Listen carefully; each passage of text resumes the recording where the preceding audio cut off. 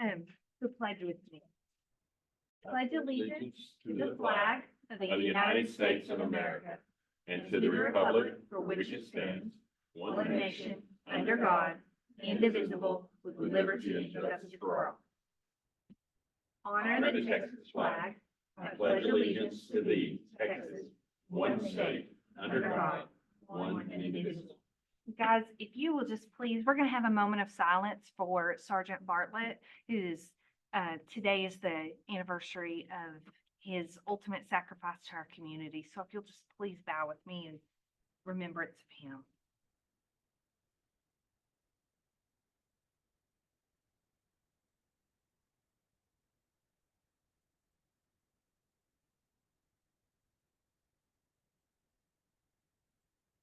Thank you. And at this time, we'll have our prayer, and Councilman Stewart's going to lead us in prayer this evening. Our most gracious Heavenly Father, you're an awesome God, and we love you and we thank you for all that you do for us.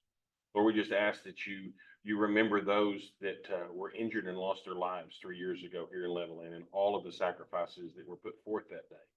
Lord, there were folks that came in from all over this state that came to our city, and Lord, we were so appreciative of them. And Lord, we just ask that you touch each one of those as they remember today in such a horrific day, but as also a day of brotherhood that they came together. Lord, we just ask that you are with this council as we begin our budget season, that we strive to do the very best that we can for our citizens and our staff and all of those that have anything to do with our city. Lord, we just thank you so much for the opportunity to serve you in this way. Lord, we just ask that you're with us today. These things we pray in Jesus' name. Amen. Yeah. Thank you, Mr. Stewart. And Andrea, I don't believe we have any statements about citizens. Is that correct? So none. So at this time, we're going to have a presentation by the Levelland Long-Term Disaster Recovery Committee. We've got Mr. Dallas Pena speaking tonight and Megan Tyson with him. Hi. Well, thank you very much for allowing me to come up here and talk about something that I'm very passionate about. Most of you know me. My name's Dallas Pena, and I'm the president of Love Levelland and also one of the founding members. And it has been a 4-year-long just adventure that we've been on with Love Levelland, and we've constantly over the years have looked for ways to serve and love Levelland. And so it's been a blessing to be a part of that. And of course, when this storm hit our city on May 29th, we knew we had to do something.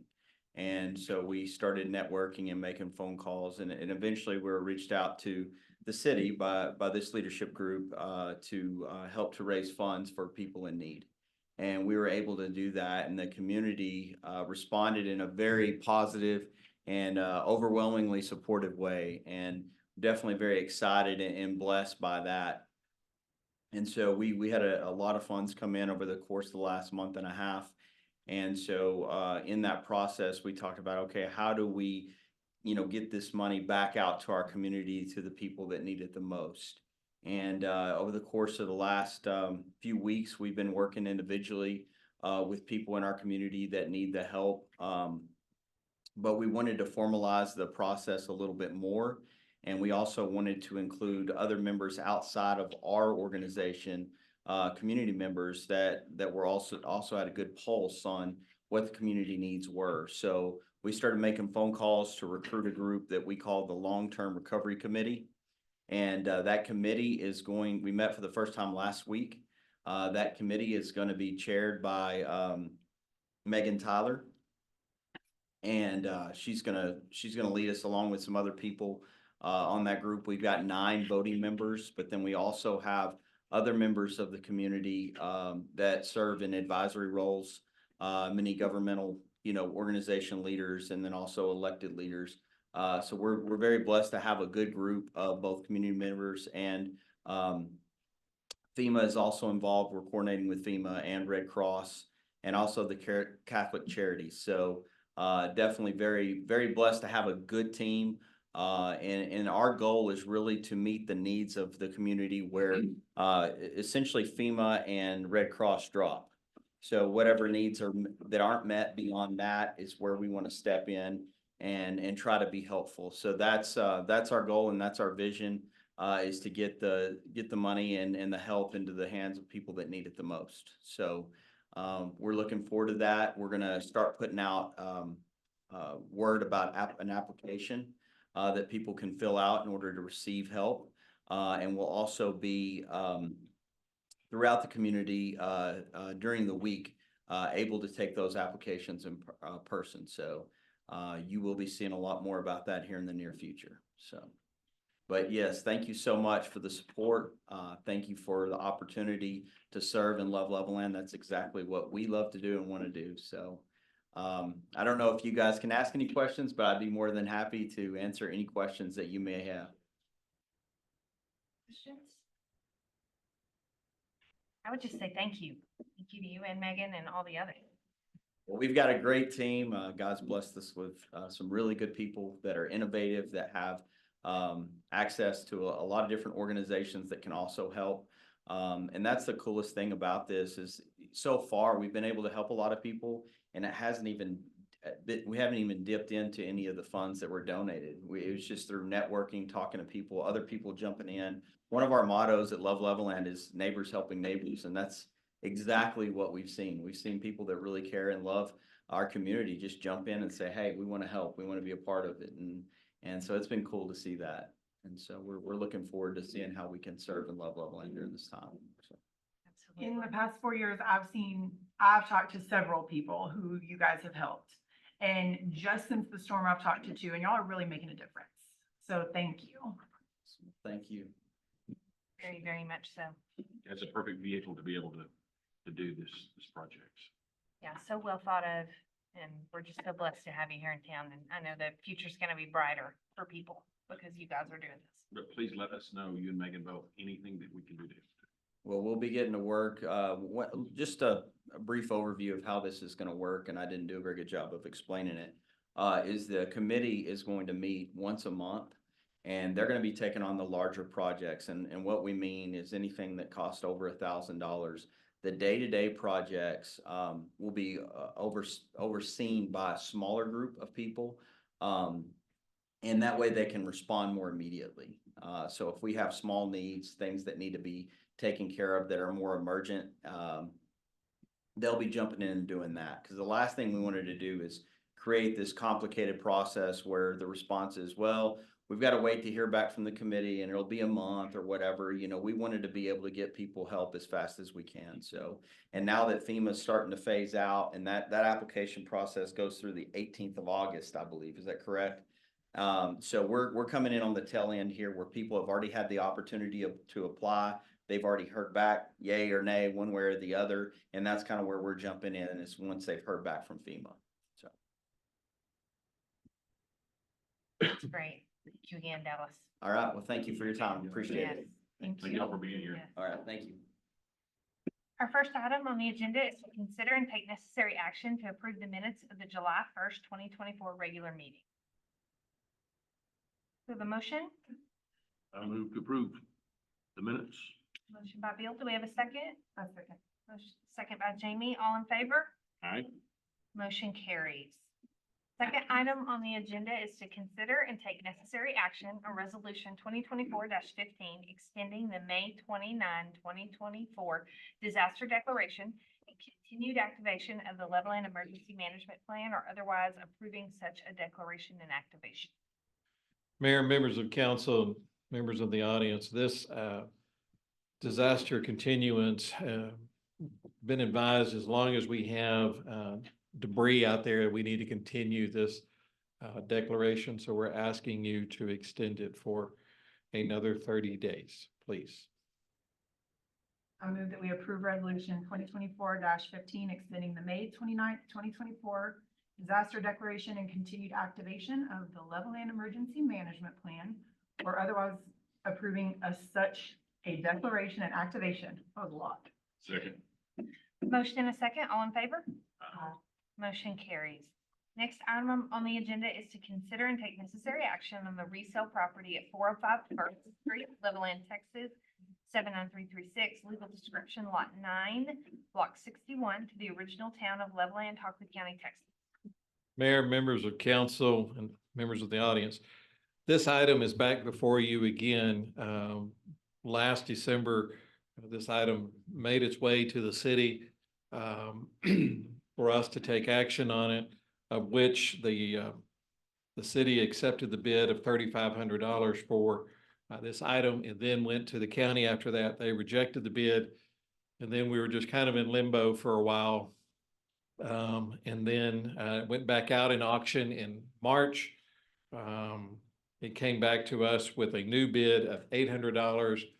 And quite frankly, we just kind of been sitting on this, trying to figure out how to move forward on this. Trying to understand why the first one was rejected and kind of where we're at now. But we're bringing it before you this evening for action to consider accepting this bid, and then we will send it on to the council, to the county for determination for how to go on this one. This property, Is this the first tax deed that Bill and Jimmy have seen? That's what I was thinking. this property is located in a commercial area or in an industrial area. It's a residential lot. The house is in disarray. It definitely needs to have something done with it. And I wish we could have kept the 3,500, but I was gonna say, so have we figured out why they turned down the 3,500 and not they're, officially. but we don't know that they're gonna accept the 800 either. We have to go. We don't know. Nor do we They ever won't know. tell It's us. usually. There's not an official reason why they turned it down. We were never I'm sure given there a is. reason of why they turned it down. I thought that was a good chunk of money and now it's 800. You drove by it, didn't you? No, but I looked at the picture. Oh, I'm sure I've driven by it, but I didn't. I believe the comment was if, of course, it has a higher taxable appraisal, but when you drive by and view it yourself, the taxable appraisal on what, I wouldn't buy it for the taxable appraisal. So I think that was some of the issues with it originally. It's gonna cost something to tear it down. Right. It's a tear down. Mayor, I move we accept the $800 offer, I guess. Do we have a second? I second that. Motion and a second. All in favor? Aye. Motion carries. Next, we will consider and take necessary action to approve a police department sponsorship of a cadet attending the South Plains College Law Enforcement Academy.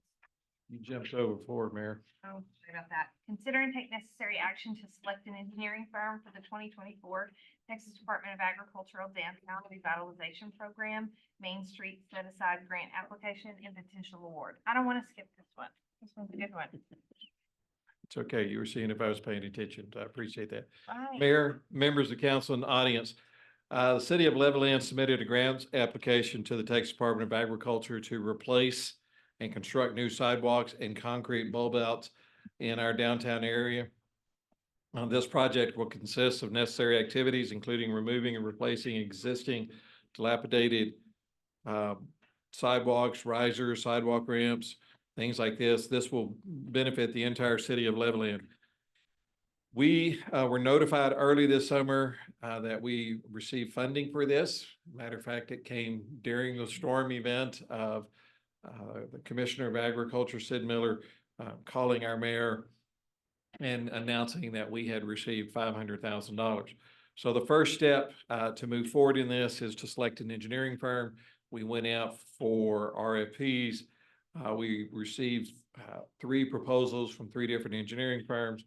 We had a review committee consisted of 5 staff members and a member of council review these independently, provided score sheets, and our recommendation after all that is that we go with Park Hill Engineering, and that's our recommendation to council. I had a question, James. When it's talking about the concrete bulb outs, is that just concrete or is there any kind of landscaping in these bulb outs in the design? Do not know that answer for sure, but I will ask that question as we work on doing that. Okay, and that might not even be decided yet. I think that's the terminology for those, but I might be wrong. So in your packet are the scoring sheets, I believe, or We did not They're provide not in the there. scoring sheets. Scores. Just the average score, Park Hill was at 93, Friesen Nichols was at 85. In Manhard Consulting, we were not able to score them. Trying to save a few pages because all those was about 20 pages total, and but we can provide those if anyone would like to see them. I sat on that and scored that Park Hill was by far the best one there. they And do a we've good done job work with Park Hill, all along. so I recognize the Friesen Nichols name. Yes, But who did our. We just- I roster. recognize Nichols? Park Hill, but yeah, I move that Or we they- select, oh, go ahead. no, I Anyone? was gonna do that. That's what I was Yeah, gonna say. I move that we select Park Hill Engineers as the engineering firm of record for the application and the grant funding stages of the 2024 Main Street OCBG grant with the TDA. The motion, do we have a second? I'll second. Motion and a second, all in favor? Aye. Aye. Motion carries. Now we will move to item number 5. Consider and take necessary action to approve a police department sponsorship of a cadet attending the Southlands College Law Enforcement Academy. Mayor and members of council and audience, and Captain Lopez, you're fixing me put on notice. So Captain Lopez came to me earlier this year with some ideas on recruiting and new officers within the Levelland Police Department. And part of that was, he said, you know, we've got an academy right here in town and we're losing some of the best cadets to other cities. He said, is there anything that we can do to entice them to come work for Levelland? And then he started telling me about another city that offers them a contract, pays for their schooling there, and just does some different things to get them on board immediately. So I asked him to explore that. He came back with a recommendation. We've run it by our city attorney. He's actually helped the other city do their plan. And so we feel it's a good contract, a great idea, and I appreciate Captain Lopez of putting it together and putting that energy into this. And if you want to come up and add anything, I know you're shy, but you can do this. Okay, Captain. I'm excited about this program, the idea, the potential of this. I think it's great. We've had empty spots, and let's be aggressive. And thank you, James and Sergeant Lopez, for moving on this. Let's be aggressive. We want these spots full, and we want the best applicant. And I love the momentum and the energy on it. That doesn't put them on our, as far as on our employee payroll, not necessarily payroll, but insurances and all those things, does it? Would they be a full-blown employee while they're going to school with this agreement? Do you remember how we settled out on that? More of a part-time type position. Okay. Without So as far as benefits. whether the city elects to do benefits or anything of that nature, it's really up to us. The other city that has this program going on, sponsorship, they do have those cadets on, with benefits. But they have on a part-time type wages. That's until they graduate from the academy. Correct. And then there's an agreement clause, and if they don't successfully complete it, they have to reimburse, and of course, the training will be involved. So And in the agreement, how long do they agree to come to work for? 2 years, 3 years, 3 years. 3 years. And if they don't, Then they have to pay back a portion of this, if I remember correctly. Yes. And option interest. Each year, a third of it would go, what they owe us goes away, and then by the end of that third year, the whole thing's done. I will tell you, I mean, we do this with nurses in rural communities, and we started doing it with police. Number one, it usually works. The few times that it hadn't, we've been reimbursed, and I mean, sometimes, you know, they get a job at a hospital if they're a nurse, or they get a job at one of the bigger cities that pays just a lot more, and they've got the money to pay back. I mean, we've written letters, I think I filed one lawsuit, and the guy came and paid it before, you know, we even had to really move forward. So they do work, and I'm telling you, I've got a neighbor that's not near the size of Levelland that's doing this with multiple people coming up. So it's just the wave of the future. And we're gonna use this as a blueprint and possibly go to the fire academy as well and see if we can get some of them. And then last week, the mayor and I had lunch with South Plains Association of Governments, and they said, well, what about our academy? So we may modify this as well to utilize people at SPAG as well to see if we can get some cadets in. One It's a- interesting they said is, one interesting they said from that meeting was they had cadets that graduated that don't always have jobs. So maybe we could be their preferred community of choice to come to work for. The top cadets are gonna have a sponsor. That's the ones we want to go after. Yes. How will we find those cadets? Will we leave it up to the Does the process work? SBC do it, or will we find them? Captain Lopez will be very involved in pirating the cadets out of the program. He's nodding his head. He's after it. Mhm. Yes. I knew that it had been talked about a little bit, but I think it's a great opportunity to maybe get some of the cream of the crop. Right. There's a second way that is through the years is you just look, is when you have somebody in a different position within the city that looks like they would have an interest and be a good candidate to move into law enforcement. As somebody you know, and we've seen that a lot of times, which is we're gonna take somebody we know that's in another position, even working part-time, going to school part-time, manage that so they can afford to go and get them into our police department. We've seen a lot of success with that. Again, like I said, I'm proud of this. We need to be aggressive. We need to get these positions filled, and let's get great ones and let's reward them for coming to work here. Well, I move to approve the police department sponsorship of a cadet attending South Plains College Law Enforcement Academy. Second. Motion and a second, all in favor? Aye. Motion carries. Next item on the agenda is to consider and take appropriate action on the authorization to utilize up to $500,000 from the ARPA COVID fund related to designated categories of municipal revenue replacement in the health and safety of the community, including the provision of police, fire, and other public safety services for the purchase of 5 Tahoes for the police department and for the purchase of a large brush truck for the Levelland Fire Department. Mayor and members of council and members of the audience, if you'll recall, this item came before this council in June, and we said we would bring it back to you. And probably for the last year, we've been looking at how do we take care of the Tahoes, or because we missed the window last year in ordering. And that same group that was offering a lease rate came back, excellent folks, great service, really wanted to take care of our community. But the thing that hung me up last fall was the same thing that was hanging me up this time, and was the interest rate was about 6.5%. And that to me was just something that I kept looking at and going, okay, are there other options here? Are there things that we can be looking at? So I started, really looking at our funds and where we're at on different things. And I knew we had a little over $2 million sitting in our ARPA funding the city received during the COVID time to take care of various things within the city. And I don't want to deplete that account because we had it sitting there to take care of some infrastructure. But I also went, this is a great resource that we've got money available. We have to spend this money by December of this year, or we have to return it. So I said, well, let's utilize this. And at the same time, we were looking for funding. Our fire department received a grant from the Forest Service for a booster truck. The grant was for about $250,000 because we applied for this grant back in 2016, 2017. We just got awarded. And now that same truck is $350,000. So we were trying to find another $100,000 to get that truck ordered.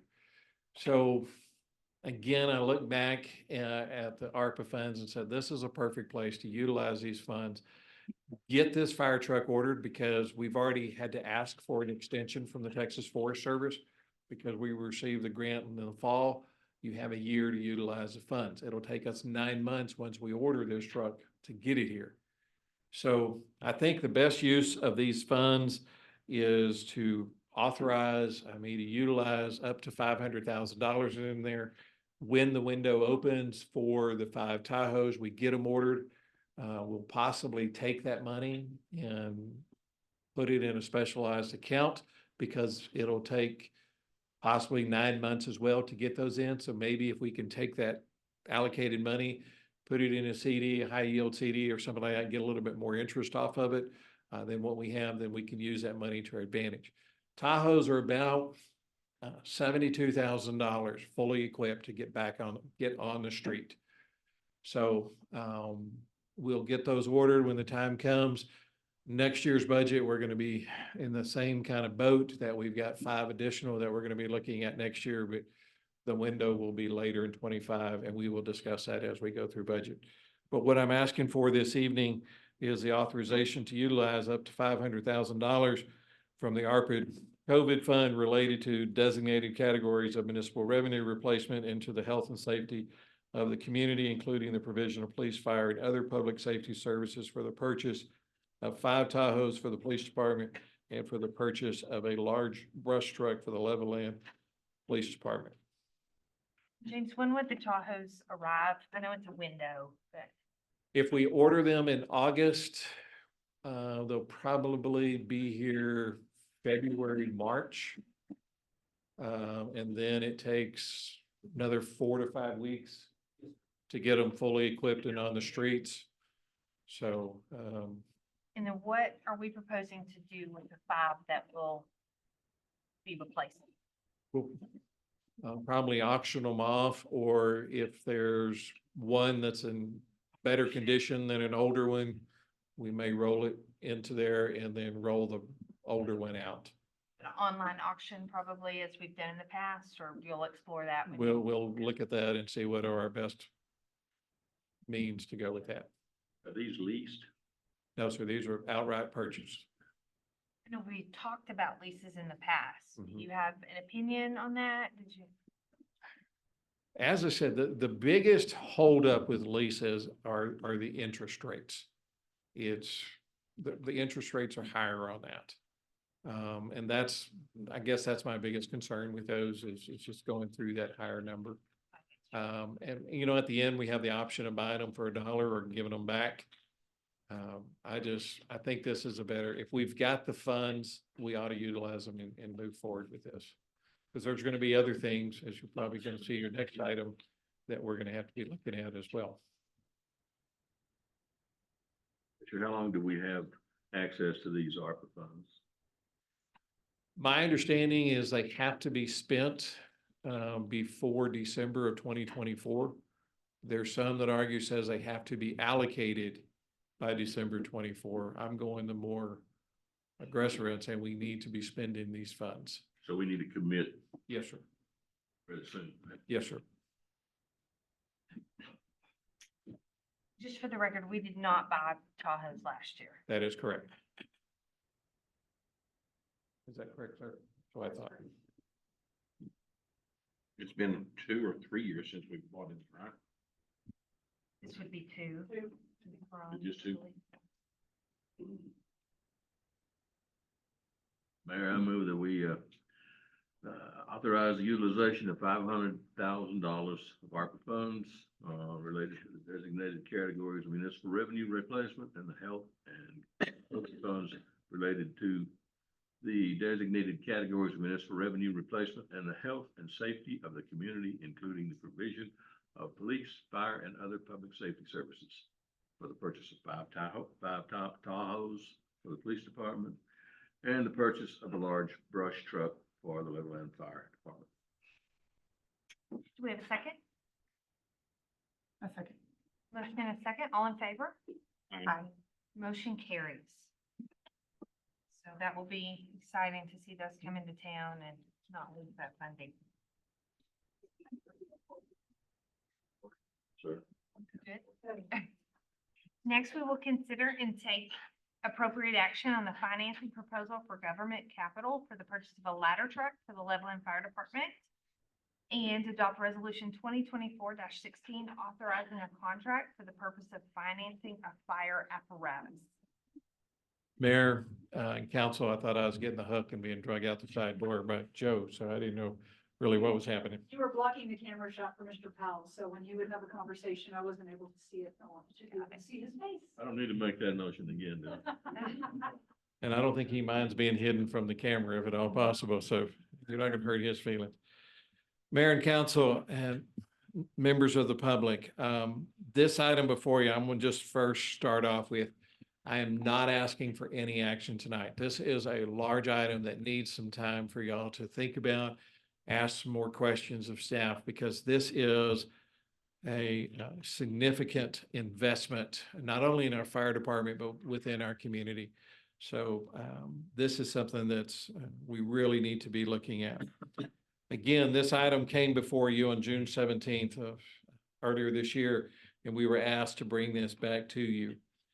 The Levelland Fire Department is in need of replacing a 2000 ladder truck with a new 100-foot ladder truck. The new ladder truck will allow the fire department to have better access to structures at the rail park, South Plains College, and other businesses within the community. The cost of this new truck is about $1.9 million and has an approximate 18-month delivery from order date. And I visited with some other cities, and some cities are sitting at 3 and 4. I actually talked to one that they told them it was going to be 5 to 6 years before they would get their trucks in. I don't know how you cover that gap in that time period. This purchase, as I said, is very significant for the city and will have a huge impact on our community, our region, and the Levelland Fire Department.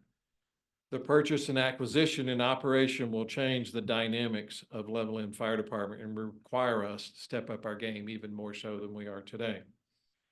We currently have 1 captain and 2 firefighters per shift, supported by our volunteers. With the purchase of this vehicle over the next 3 years, we will need to add 2 firefighters per shift over that time period. And the cost of firefighters is roughly $74,000 per firefighter. As I said, this is significant. We placed some information from government leasing within your packet.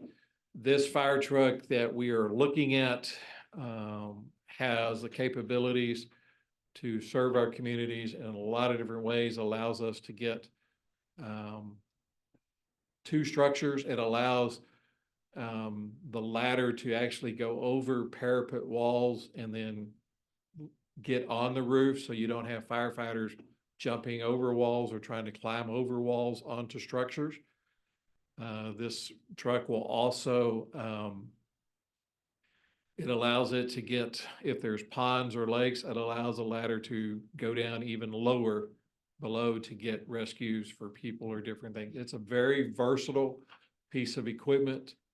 And again, it will require the absolute best of our fire department in providing the services. So what questions do y'all have? I've got Chief McKay back here as well.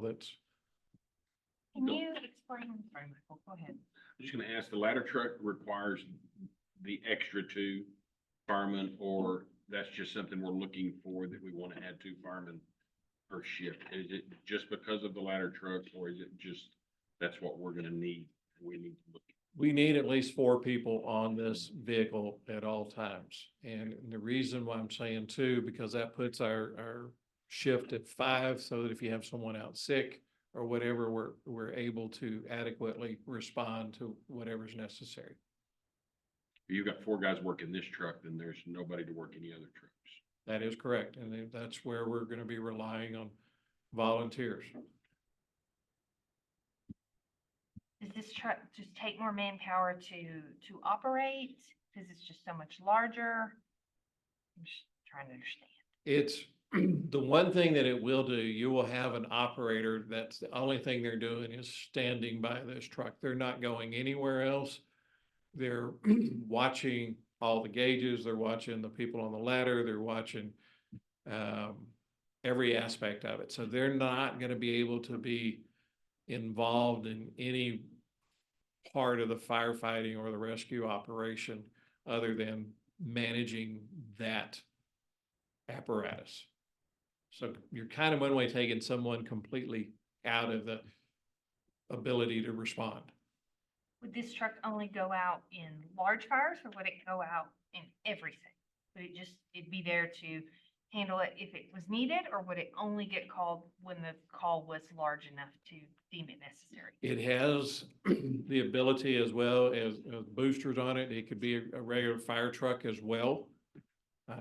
We could use it for that, but that would be a conversation with Chief McKay. Save the wear and tear on the high dollar one and use the other ones when you don't need them. Right, Yes. and I'm just learning. I'm learning a lot, so I don't know a lot about fire equipment. We'd be able to utilize it for a lot of different things.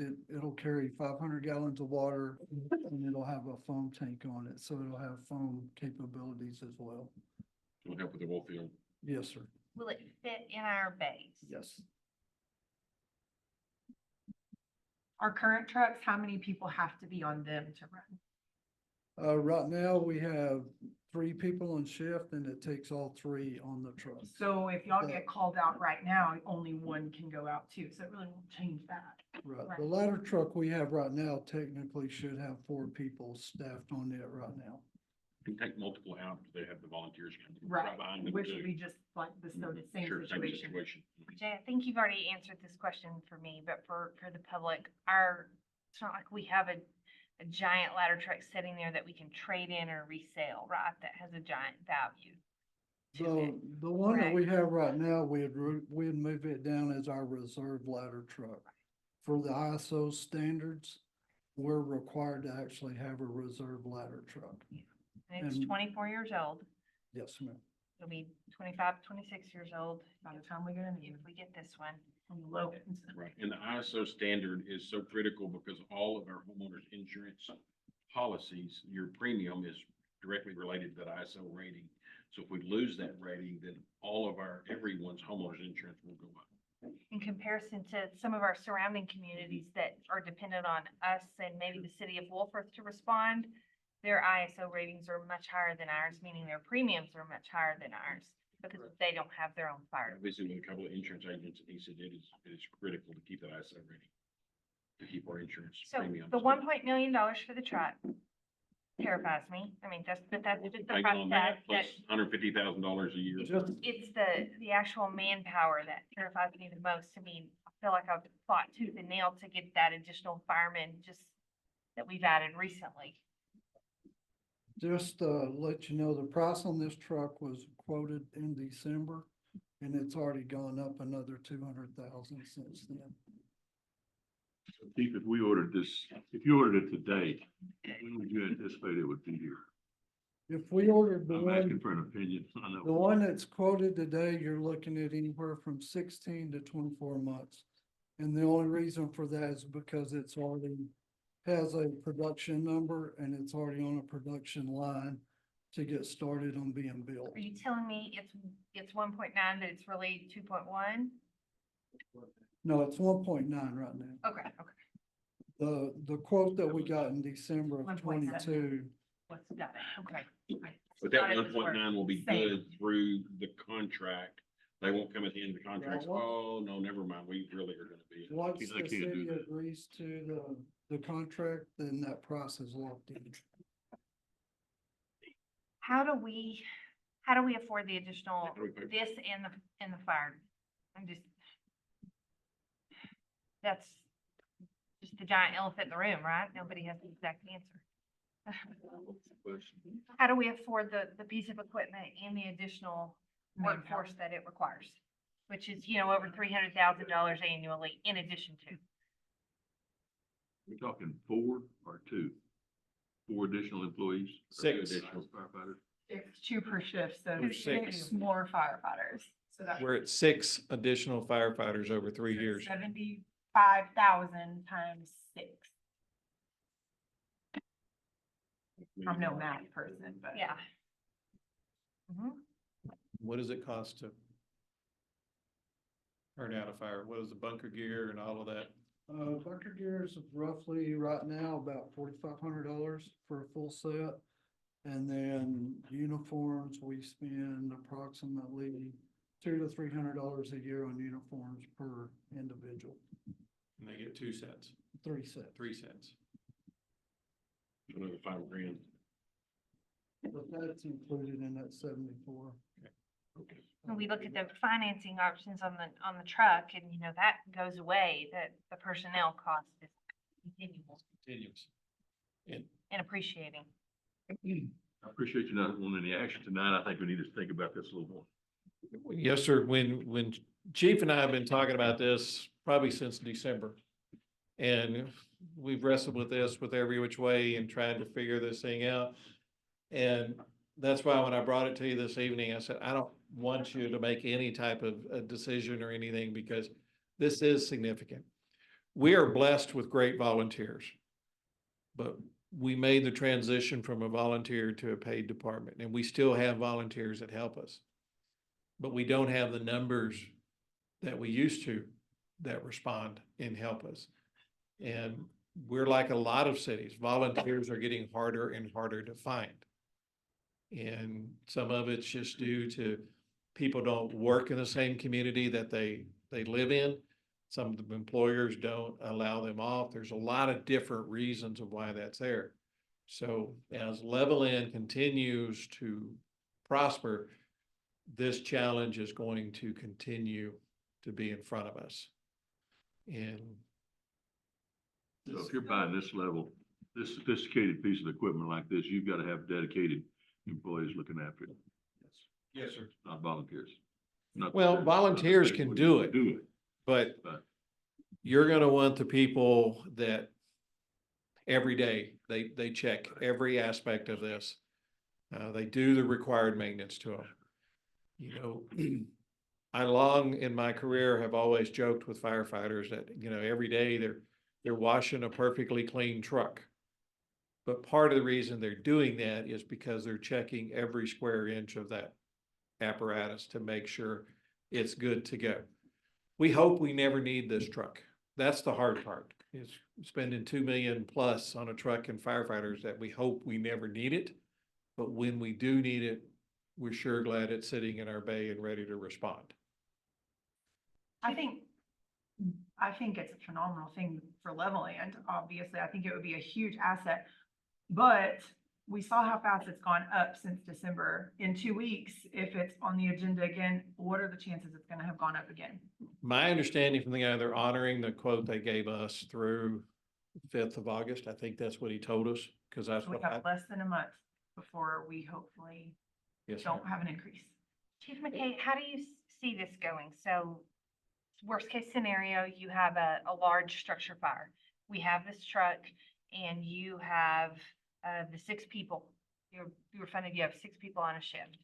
You have a large structure fire, this truck goes out. Does it go out with 4 firemen on it and the other 2 stay back in case there's another call? Or how do you I see think that there's working? only 5 per shift, right? 5? And then if one calls in sick, Right.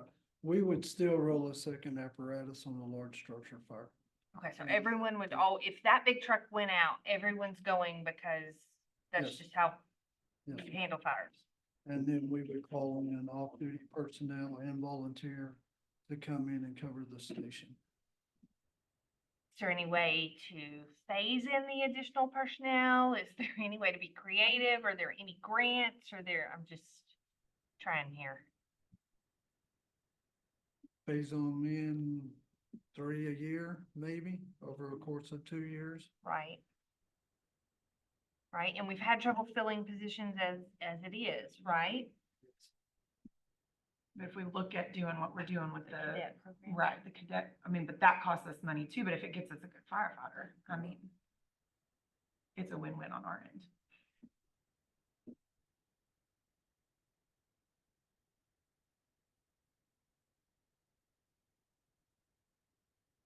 In your packet, they've provided, some financing, some options. There's an option there for 5 annual payments. There's an option there for 7 annual payments. Of course, interest rates differ a little there.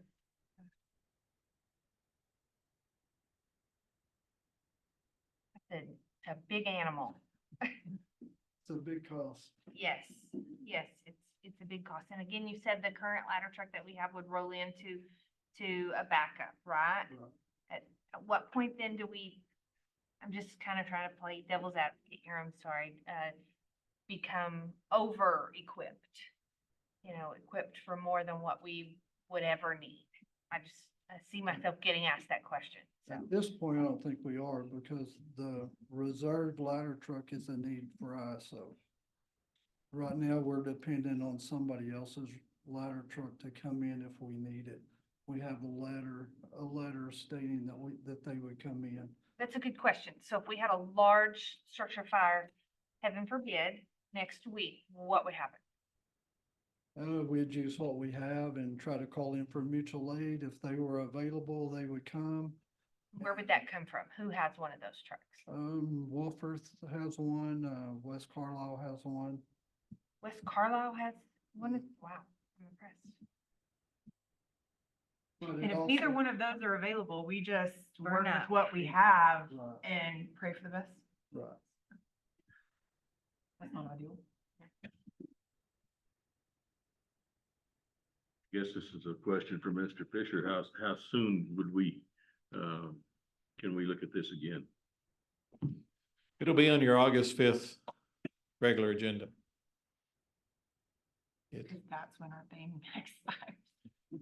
I feel a little time pressure here.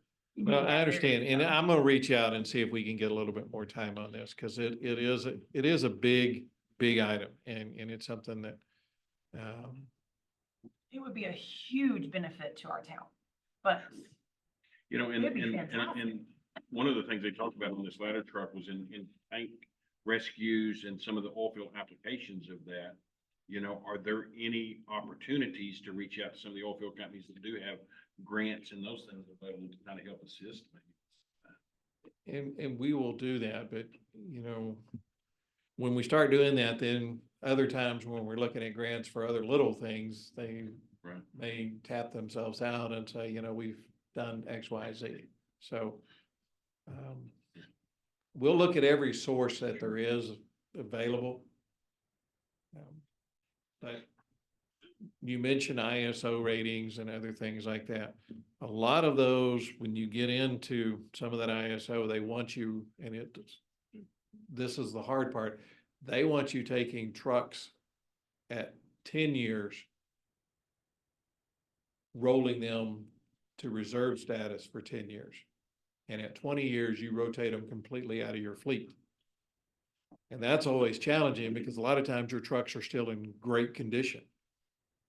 So it isn't a significant item. And again, and I'm not telling you anything you don't know. When we move to a paid department, we've put ourselves in this motion process. And so some big decisions that are coming down, and I will see if I can get y'all even more time to go through this and review it. I'm not having a problem with the purchase. I'm having a problem with how we're gonna maintain it with personnel. Personnel is a challenge, and I'll be the first. Public safety is probably the number one area that's the hardest area to recruit. And it doesn't help any that we've got Lubbock just 25 miles down the road, that their public safety people, I mean, they're in the same boat we are, and they're paying significant salaries to recruit and retain their folks. Chief McKay, how long do you foresee this truck lasting? What kind of a lifetime does this have? It have 25-year lifetime easy. Think it'll outlast me? No, I was just wondering. I hope not. I hope not. What did he say? Will it outlast me? I hope not. Does Lubbock pay for academy for cadets, like we're hoping to look into? I think they have their own academy. Okay. That answers that. Any more questions on this item? Any more discussion? Not to rush anyone, because it And if we warrants all can the get it, discussion. if we can get a little bit of reprieve to push it down, so we're working on our budget. You know, I hate to start spending money before we've even looked at our budget. And tying our hands to that without even taking a look at it, then if there's any way that we can get that pushed with that price, so that we can kind of get a grasp of that. And price is critical, but the thing that is even more critical is the time period. Because they did say this, as Chief alluded to, this chassis is working its way through production.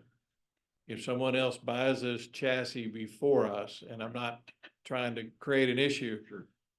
then we may fall into that 3 or 4 year Right. time frame or even greater. I'm like, Leo, you know, the purchase of the vehicle, I mean, that's one thing. I mean, that's $85,000 a year, and that's a ton. $500,000 a year for the extra employees is the hard pill to swallow. That's where I am as well. I mean, Right. I just expect the fire truck every, few decades, I guess. It's the I mean, personnel. that's part of it. Right. Things evolve. We have to update our equipment, but In towns usually our size, your police budget and your fire department budget are almost identical. And our police budget is about 3.5 and fire is about 1.7, 1.8. So I'm not saying that we've got $1.2 million to make up, but it's something that it is. I mean, that's why I wanted to make sure when we presented this truck, you understood that the personnel that goes with it. I appreciate you adding that to it. Because, It'd be one thing to swallow the first part of that, but then it's like, ooh, wait. and then you just let it sit there until you figure out. You can't Right. do that. You Yeah. can't just let it Yep, sit. yep. Mr. Fisher, is there any way you can exercise an option with that? Is there only one company who manufactures these? There's multiple companies that do this. I mean, there's several out there, but they're all kind of in the same boat. They're all gonna be in the same price range. This is through buy board, so we don't have to go through all of the, other things. We have, a truck of this brand in our station right now, been very reliable. You guys like it, that's what I understand, so, we feel it would be a great asset to us, but again, I understand the other side of the personnel piece with it as well. Yeah, if they can, and like, I know we don't want to lose the truck if we're gonna indeed buy it, but I think we need to get a little bit further into budget before we can really make a commitment there. For me, I don't want to speak for everyone else. If they can give us a little, maybe another month. I don't know if they'll give a month. Just things, prices, as y'all all know, just from every other to things, but Right. I will get as much time as we can. Good deal. But just getting this all of a sudden right now and seeing that, it's like, that's not a decision I can make really quickly. That's why, why I didn't want y'all to make it this evening. And if you think of something, or you need clarification, or if you want something, just let us know, and we'll get you whatever information that you need. Any more questions on this, discussion on this item? We'll move to the next item and consider and take necessary action on resolution 2024-17 to submit a nomination for the Hockley County Appraisal District Board of Directors vacancy. Good evening, Mayor and Council, and we don't usually see this nomination process this early in the year. For the sake of our new council members and to remind our veteran council members, the Hockley County Appraisal District every couple of years will ask each taxing entity to nominate someone for their board. Once we do that, they come back to those taxing entities with a ballot, and those taxing entities vote on the next appraisal district board. Well, they have a vacancy. Their vice chairman, Dead Edens, has resigned, and vacancies, as with a city council vacancy, it's handled a little bit differently. And so what we will do is we will make a nomination along with all the other taxing entities, and then the board will vote, the appraisal district board will vote on that vacancy being filled. So your one opportunity to speak up for that board is to make a nomination. And so that's what we're here to do tonight. We will ask you to adopt resolution number 2024-17 with your nomination for the Hockley County Appraisal District Board. Now, their term will be the rest of 2024 and all of 2025 because they just started their terms in January. So it's a long term. It's not just a couple of months. Sometimes that happens. But we need to submit a nomination for that board. Discuss. There was no to discuss. My understanding from speaking with one of the commissioners, and I had jury duty today, so I wasn't able to see if they met today and asked if this is what in fact they did. But their plan was, the school has presented a nomination of Mike Stafford, and the county I was told was going to go with that recommendation as well. Did you go to commissioners today? There was no commission this morning, Oh, but they did, Levelland ISD did make that nomination, and, from my understanding, the commissioners were not really keen on making the nomination. Yes, they said they were gonna go with what the school Just defer to the presented, school. yes. Do we want to do that? I mean, I think he would be a great fit. From what I know of him. He does a great job on the school board. Unless you want to be, let's go with that. You want me to nominate you, Bill? No. I got enough trouble. It's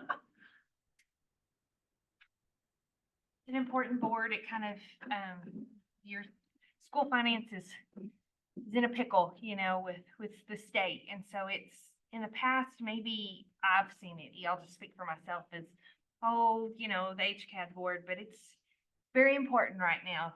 Very, very important. School finance from state level is under attack, in trouble, whatever you want to say. So it's an important position right now. Absolutely. Well, I'm willing to go with Mr. Stafford if you want. But do we need to make a motion on that in a second? Okay. Yes, the resolution. I move that we adopt resolution number 2024-17, submit nomination of Mike Stafford for the Hockley County Appraisal District Board of Directors vacancy. Second. Motion in a second. All in favor? Aye. Motion passes, or resolution passes. Thank you, Andrea.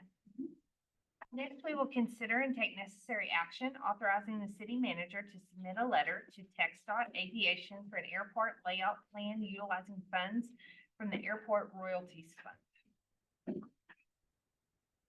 Mayor and members of council, met with the airport board earlier this year, and we've been looking at ways to kind of reinvest back in our airport. It's been kind of neglected for a while. And as we were looking at various items and things that need to be done, it was suggested by TxDOT Aviation that maybe we consider doing an airport layout plan with a narrative. That basically, it's just a master plan of the airport, of how it can grow, where some opportunities are out there, and different things that we are missing. And that we should do this because our last one was done, I think, in 1999. So we are beyond time. Our airport can be a great economic engine for our community. It could also be a great community asset to us, and we can do some work out there. We've done a lot of little projects this year. If we can do this, it can give us ideas, a pathway for additional grant funding, but it can also possibly open up some doors for some other people that look at our community and say, "I didn't know that y'all could do this." And then we can have some fly-ins and different things like that to really promote Levelland. We're asking this project is 250 to about 300,000. It all kind of depends on how the bids come in. It's a 90-10 match. So we would be responsible for $25,000, $30,000. We're asking to take this from our oil royalties fund. There's about $325,000 in there. But if you recall, about 220,000 has been earmarked for the lighting project, which is now back on track. It got through Congress. So we're asking to use those funds to submit this letter. If council approves, we will take it to Commissioners Court for their approval as well. Those oil royalty funds can only be used at the airport. That is correct. I just want to say I'm very proud of the city and the movement and the momentum that has been taken at the airport. Been on council for 6 years, and there's been some very small things done out there. We've been aggressive and moved quickly and are trying to take advantage, just like you said, of this asset. I mean, what if it was fantastic, and what if people wanted to build private hangars out there, and then we were able to tax that? All our entities were able to tax that. More people flew in, more people ate at our restaurants. Obviously, it's a cycle there, but it just has so many possibilities. And I've been on city council for 6 years, and we just have not done much with it. And we've been very aggressive lately with the airport. I'm proud of that. It's a great asset, and if we can get some things going out there, it is a great marketing opportunity as people fly into Lubbock, especially with the new Big 12 that's got all these westward people out there. This is a great place to fly into, and then your hop, skip, and jump away from Texas Tech. So I think we can really capitalize on this and make it even better than it is. And we're so fortunate that we share that with the county and share the costs, and that we have this oil money there to use. We're very fortunate. And the lights are gonna be a fantastic project when that's done. Yes, I know a lot of people are excited about that. A lot of neat things happening out there. Yes. Do we have a motion? I move that we authorize the city manager to submit a letter to TxDOT Aviation for an airport layout plan utilizing funds from the airport royalty. Do we have a second? A second. Motion and a second. All in favor? Aye. Motion carries. Next, we will consider and take necessary action on a crack seal project at the Levelland Municipal Airport. Mayor and members of the council and members of the audience, this request before you this evening is to do crack seal just to preserve our runways in the apron areas. It's approximately $49,000. This item was not budgeted. It would come back as a budget amendment, but it is also an item that is eligible for the reimbursement from TxDOT Aviation's routine airport maintenance program, which we will be submitting and getting some dollars back on this as well. That's in dire need of the crack seal. We're gonna lose a lot of that if we don't get it sealed out there. It's getting in pretty bad shape, some of those cracks. You used to look at it from the hangers, it's not terrible, but you get out there and really walk on it or drive on it, it's pretty bad. I move that we, approve the crack seal project at the Levelland Municipal Airport. Do we have a second? Second. Motion and second. All in favor? Aye. Aye. Motion carries. Next, we'll have an update on the weather incident of May 29th, 2024. Mayor, members of council, and members of audience, as y'all know, the FEMA Resource Center closed Friday. Andre and I went by there and just see how it went. It was interesting. I was talking to a couple of folks, and they had a lot of first-time visitors on Friday. He said almost, what do you say, 4 out of 5? Almost 4 out of 5 people said they didn't even know it was here. I don't know where they've been, but I'm glad at least they showed up before they left. Out on the last day. That would be- It was really weird that we got there that mid-afternoon and he said, this has really been a strange day, but that's okay. We got people there to get in there and to get some things taken up. FEMA has been doing a phenomenal job of helping our residents. Red Cross has done phenomenal in doing that, as well as South Plains Community Action Association. We've had a lot of outside agencies come in and really help our community get on their feet. We heard a great presentation on Levelland. They, from day one, have been there to do whatever needs to be done. So we're very blessed as a community that people are just, what do you need? We're here to help and we're to do this. Our wonderful debris sites. My apologies that these things have gotten completely out of hand. We thought we were doing a good job, and it seems like within the last couple of weeks, they just went crazy. We have officially closed all of them. We have placed signs in all of them. We're trying to get signs. It's amazing. We're having to put signs around all 4 sides because they're like, we didn't see the sign. So we are shutting them down. We have shut them down. We've got signage in place. Levelland PD has got them on close watch. If someone is caught dumping out there, they probably will receive a citation for illegal dumping. There's stuff out there that there's no way that it's storm debris. And that's very, very frustrating. We are in the process of requesting a prescribed burn permit from TCEQ so we could take all the green waste. We've been talking to Commissioner Wisdom about there's an old caliche pit just east of town that we can take it out there, get it burned, get that out of the way. We are also reaching out to the company that takes our tires, see if we can get a trailer brought in so we can load it up with all of the tires. We've got plenty. If anybody wants a tire, we've got plenty for you to go.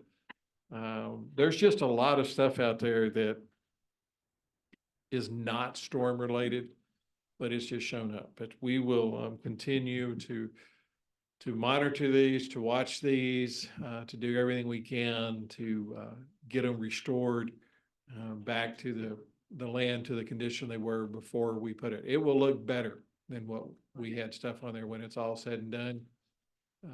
We're gonna work very hard to get this happen. City crews have, besides just trying to do normal day-to-day summer things and then also take vacation and training time, are trying their best to get all of this taken care of. And it's been, I'm very honest, it's been frustrating because you clean up an area. And I was at one of the sites. I watched them clean an area and we moved in, went to lunch, came back, and the area we cleaned was full of stuff. And it's frustrating when you work hard to get it done and then people just don't care. So, but I we're thank you moving forward. for the work that the city's done on these. Number one, they were open so quickly and they have, there's been frustration with them, but they have helped so many people. And when they were closed Friday, the public did not outcry that they were closed. Honestly, people said it's time. And I'm sorry that they've gotten out of hand, and the residents around there were glad that they were closed, and it's time to move forward because we have other places to take this material. We're not just saying, oh, now you have to figure it out on your own. We have other places. So just thankful so much to the city and the county. The county was tremendously helpful in those debris sites. But it is time to get those cleared up. School's going to start soon, and we need those to look nice when our visitors drive through town and our residents.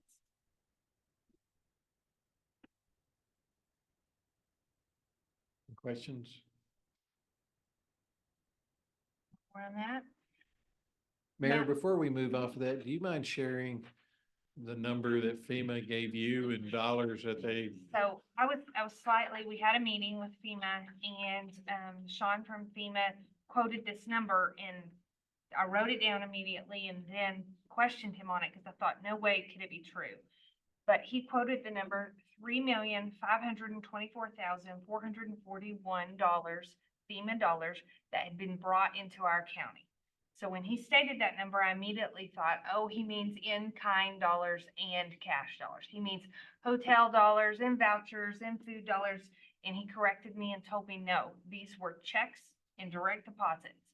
And that's housing only. Housing only. Hockley County citizens, or we'll just say Levelland, Hockley County citizens have received over $3.5 million, 1,332 registrants.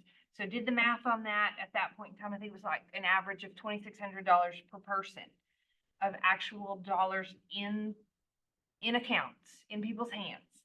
And I will just say, I've seen those people. I've seen that work happening at some of the housing communities around my house. I'm seeing people do that work right now. I'm sure we're going to see a significant increase in hopefully some sales tax, where they bought those things locally. But I was shocked at that number. And then I asked this gentleman as well. I said, is FEMA going to run out of money? I said, there's been other disasters across the state. There's been a huge hurricane. Are you going to run out of money? And he said, no. He said, the government doesn't run out of money for things like this, because I thought that's what we were going to hear. Is, oh, 6 more weeks, and then Levelland's going to be out of their allotted time frame to get money. And so I was encouraged by that. Just very hopeful that the city, along with the school and the college, are able to get some recourse from that PSTAT, from the public assistance, maybe that 75% match on the deductibles is what I'm very hopeful for. And Sean couldn't speak of that. That's not his department. He's just housing. But of course, our resource center did close here in town, but that does not mean you can not still apply for FEMA assistance. You can go online or call the phone number, and still, I said, well, your people have left. What will happen? They will send new people to our community. It is going to eventually end, but it didn't end last Friday. They just closed the Boots on the Ground Center. So if you still need help, please call that number or go to the website. Or if you don't know how to do that, ask me or someone else, and we will get you that information. Because there are still dollars there, and we need to get as many of those dollars as we can for our community. Did I cover all that? You did good. So the next item, we will have a discussion on the fiscal year 25 budget. Okay, Mayor. Y'all want to take a short break? You've been here about an hour and 10 minutes. I hear him take it. Yes, I think yes. So we will reconvene in 10 minutes, okay? That's perfect. 7:19.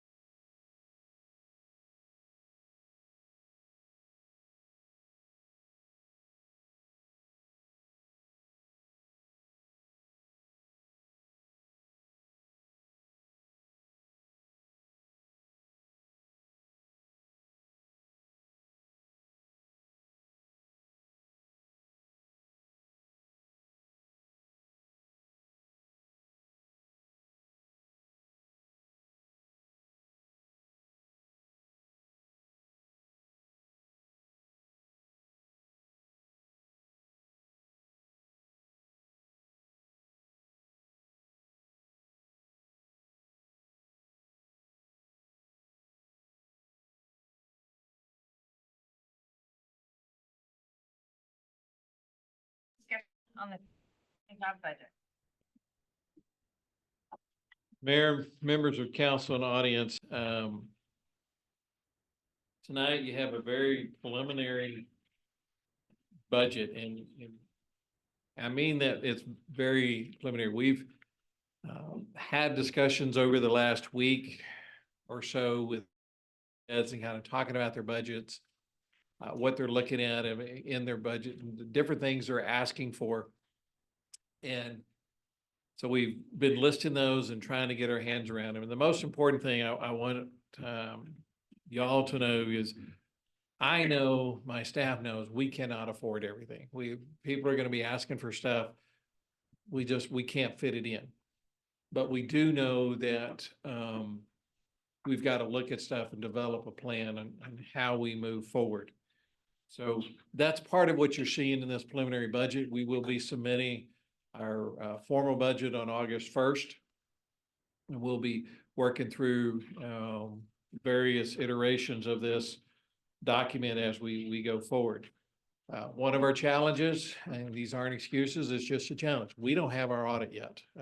Cynthia has been working since day one on getting financial statements up to date to get our audit ready. I think, Joe, they're scheduled or they've been in conversations. And so we're closer than we ever were getting that done so we can have some true numbers there. But we're getting further and further down the road.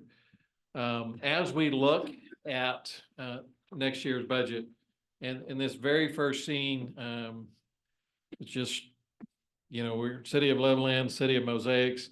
It's not patchwork, as one member of council tried to allude to when I handed it to him, Mr. Stewart, sir. So. It was a mosaic.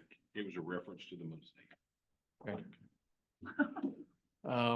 Our goals as we look at this budget and pretty much all budget is first and foremost is to maintain our fiscal responsibility, make sure we remember that these are the public dollars and that we spend them responsibly and that we're held accountable for those.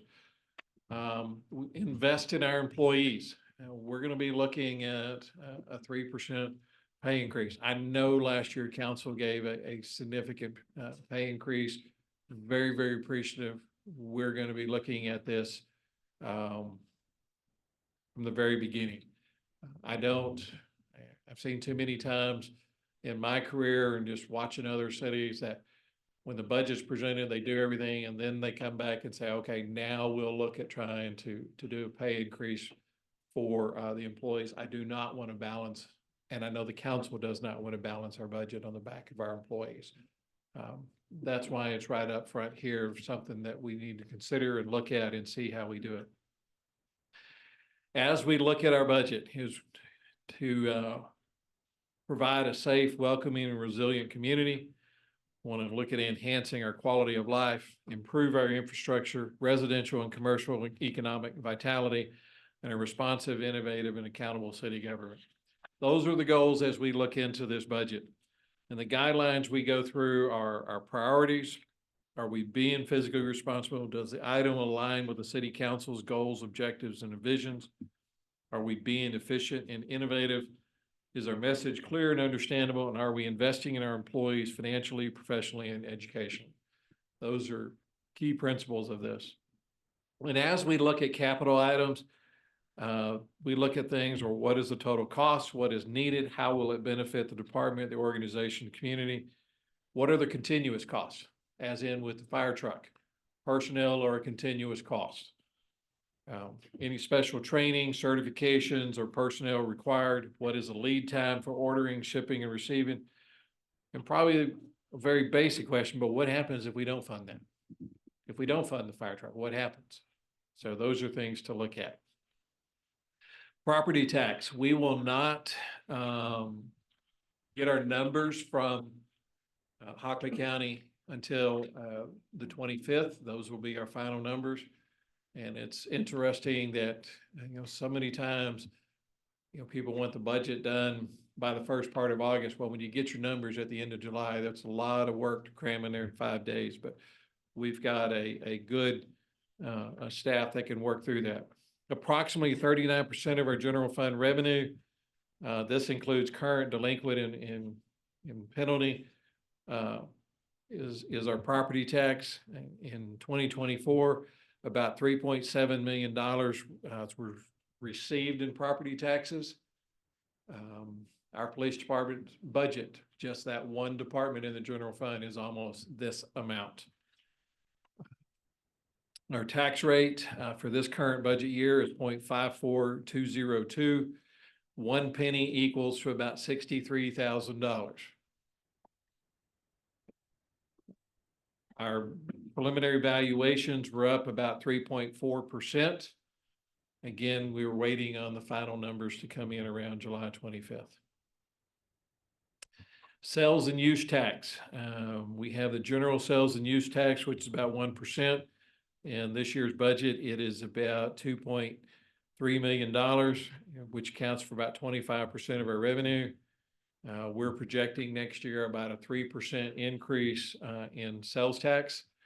You know, one of the challenges you want to look at when we're looking at bringing businesses within the community, and especially fast food, and this happens a lot, we want businesses that will complement our community, but also enhance. We don't, not that we're going to turn anyone down, but anyone that comes in that's selling a service we always have, all it's going to do is pirate off that other one.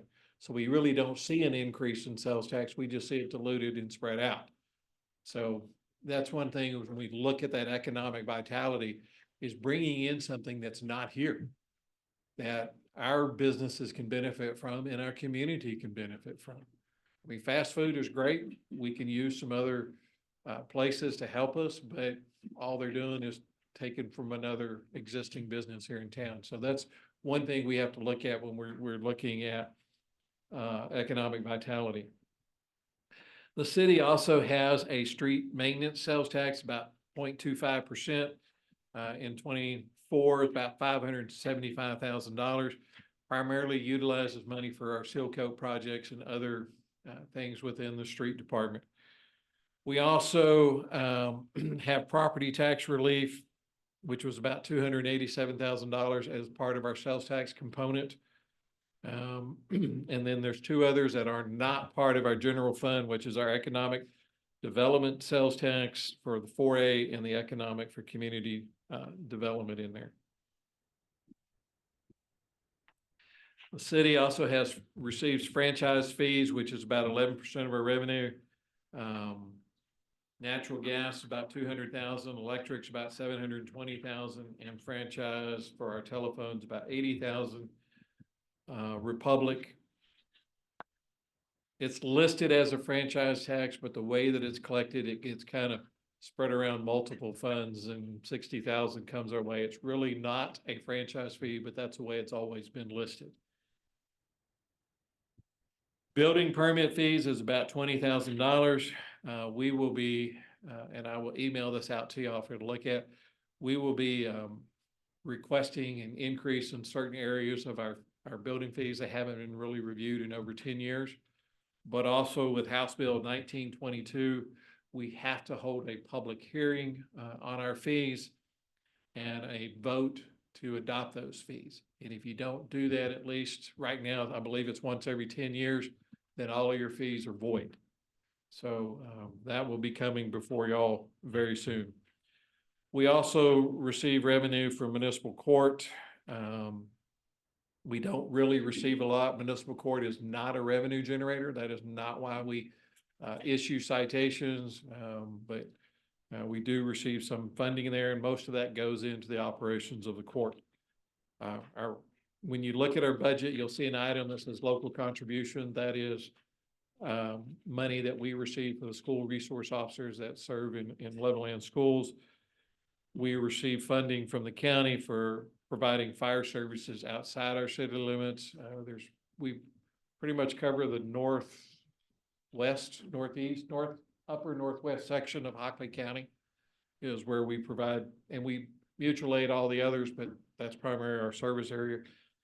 Emergency management, we get, when we adopt our budget, Hockley County pays us about half of the approved budgeted expenses within emergency management. And then interfund transfers, that's money we receive back from our enterprise fund, our water, wastewater, sanitation. What this is, the interfund transfer is work services that myself, Joe, other general fund employees that do stuff within the water department, that just is a way to compensate for that time spent with working on those items. So we don't have to sit there and go, oh, today I spent 2 hours working on a water issue and 2 hours in general fund and 30 minutes here. We just have a general fund transfer. And Mayor and Council, feel free anytime to stop and ask me any questions you've got. We're going to look at departmental expenditures, 401 as city council. FY in 24, we budgeted about 168. This year, tentatively right now, it's about $170,000. Some items that we have not sharpened our pencil again, but these are items that are coming before us. We have a charter review commission and election. Our city attorney is currently looking at our charter right now to make sure that it's up to date, but also other provisions that we would take to a charter review commission for them to review and make recommendations to the council. And hopefully that can come in the May 25 elections. Comprehensive zoning ordinance. I was asked about this when I first came on board and did some preliminary investigation in there, and it's a little over $100,000 to do a comprehensive zoning ordinance. Why do we need this? One, our current zoning ordinance is way out of date. There's a lot of provisions in there that just don't make sense. It also, as we're looking to make Levelland the preferred community in the South Plains, there's things we need to be doing within our zoning ordinance that makes our community unique and special in a place you really want to be a part of. We recently had a commercial business that had a phone conference with us, and their questions were, what are your landscape requirements? What are your architectural requirements? What are your building requirements? And what they meant by that is, do you require so much in stone? Do you require facade improvements? Do you require articulation? All these things that make them unique to our community. And we answered no to all that because we don't have it. And we need to be doing that because Levelland is going to grow, it's going to prosper. And we need stuff that people, when they look, they go, wow, I wish we could have what Levelland has. We want to be the model that when another community has a business come in, they're going to say, well, what do you need in your town? We want what Levelland has. And that's where we're going to go as a community. Our city centennials in 2026. So we need to be looking at this fall, probably of putting together a committee and start looking at that. What dollars are going to be needed for that celebration. If we want to put together a special mosaic or something else to recognize, we got to get busy on that because those things take some time to put together. We talked with the EDC about participating in the housing study. I think that's something that we really need to be looking at. Broadband initiatives, city compensation analysis. These items, we can go after grants and try to see if we can find some dollars, but there still probably will be some expectations of the city as well. Citizen surveys, I've participated in these before, and they're a great way to get a good pulse of the community, of what people are looking for or expectations or where they want to see us. I'm going to be looking at those more as something that we can do to help us get a better handle of how people feel about our community, what they think we're missing or what we can be doing better. And so we're going to be looking at those items. Any questions on any of that at this moment? You Yes, sir. mentioned that the Charter Review Commission, is that a state commission? No, sir. It is a city commission. The city of Levelland has a charter that we adopted in 1950, 40 something, somewhere in there. Pretty current one. And what it basically does, it sets out how our city is governed. And when we adopted it, or not we, but when it was adopted, it established the council manager form of government, which said that The city council sets the policy, adopts the budget, and provides the overall direction of the city, but the city manager is responsible for the day-to-day administration of the city. Now, it also states, has places where other city employees are appointed by council, which that's no longer true. They're all, they all work for the city manager, and there's some that are conferred to the council. But there's other things in there that are just outdated, that state law has changed, or other provisions like that. We just need to get it cleaned up and get it current with today. There's a local body. Yes, sir. It'll be a local body appointed by this council that they will meet with the city manager and the city secretary and the city attorney some. And I've seen them, they meet about 6 weeks, maybe once a week, and then they make recommendations to the council on charter amendments. Council reviews those.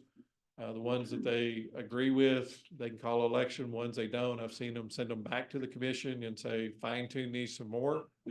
Or I've seen them say, we don't even want to go down that path. Counselor, if you. It's a neat process. It kind of sounds nerdy to talk about it like that. Watching it is a really neat process. We've done probably 8 of them now. Been very successful with them, but part of that is making sure that we're guiding y'all in the right direction, guiding that commission. We're not technically required to have that commission. The only town I know of that chose not to was Pampa several years ago. They got destroyed because word got out that other towns use the committee. And we redid Pampa's a couple years ago and had resounding success.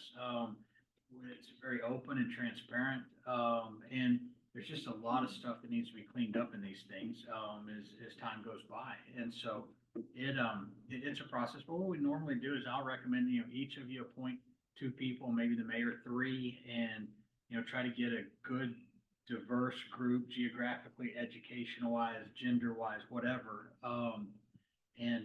But it is a process. It'll take, we usually go, an introductory meeting and 2 solid meetings and give them the option for a 4th if they want it. And that seems to work real well, but that takes some doing. It's a lot of work on staff though, to get ready, to go, but everything leads to y'all. I mean, this is not a committee that goes around y'all. Ultimately, the decision to call the election and what goes on that ballot, and what y'all tell my office to get ready for that ballot comes from right up here. James, can I say something? So I think that the last time we had a charter amendment election would have been in the 80s or 90s. One of the items on that particular ballot was whether or not to read the ordinances twice. And they wanted to bust it down to just reading it once in public. It failed. We did one in Childress a couple years ago, and theirs was 1911, had been done, amended once in the 60s. And it talked about how marijuana spelled with an H and one other thing were illegal within the city limits. Really made you wonder that now that we had methamphetamine, heroin, all these things that weren't there. It also talked about what days you could walk your livestock up certain streets in certain directions. I mean, it is interesting, the stuff that is out there in these. And we have found that the sweet spot is probably 22 to 25 amendments. We had one town last year that said, we want to do 5, you can do one every 2 years. We want to do 5 every 2 years for 10 or 12 years. And I said, no, we're going to do it all and get it over with. But about 22 is what we look at, 22, 23. And y'all will find it to be an interesting process. So as y'all think about people to place on that, remember too, we've got that centennial celebration that we're gonna need a special committee to be working on that, so we don't want to wear everyone out. 402 in city management and expenditures went from 378 to approximately 400,000. 2 of the key items that have moved that are the increase in dues, travel and training. Our city manager, these were not included in last year's budget. I was hired in August and most of the budget was done, so these items are in there. And also our training requirements for the ACM to maintain his certifications in water and wastewater and public works. Most of it is just training and certifications and various things like that.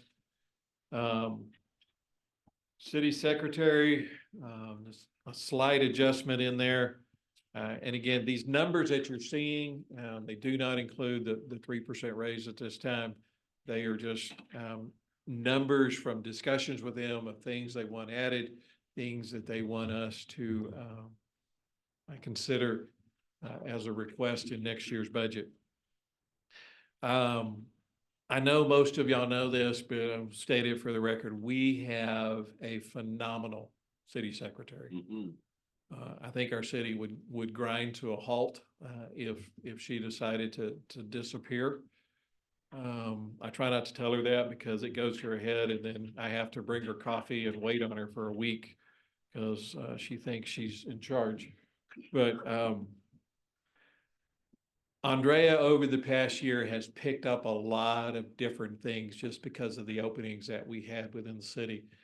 And not only in her arena, but several arenas, we're going to be re-looking at how,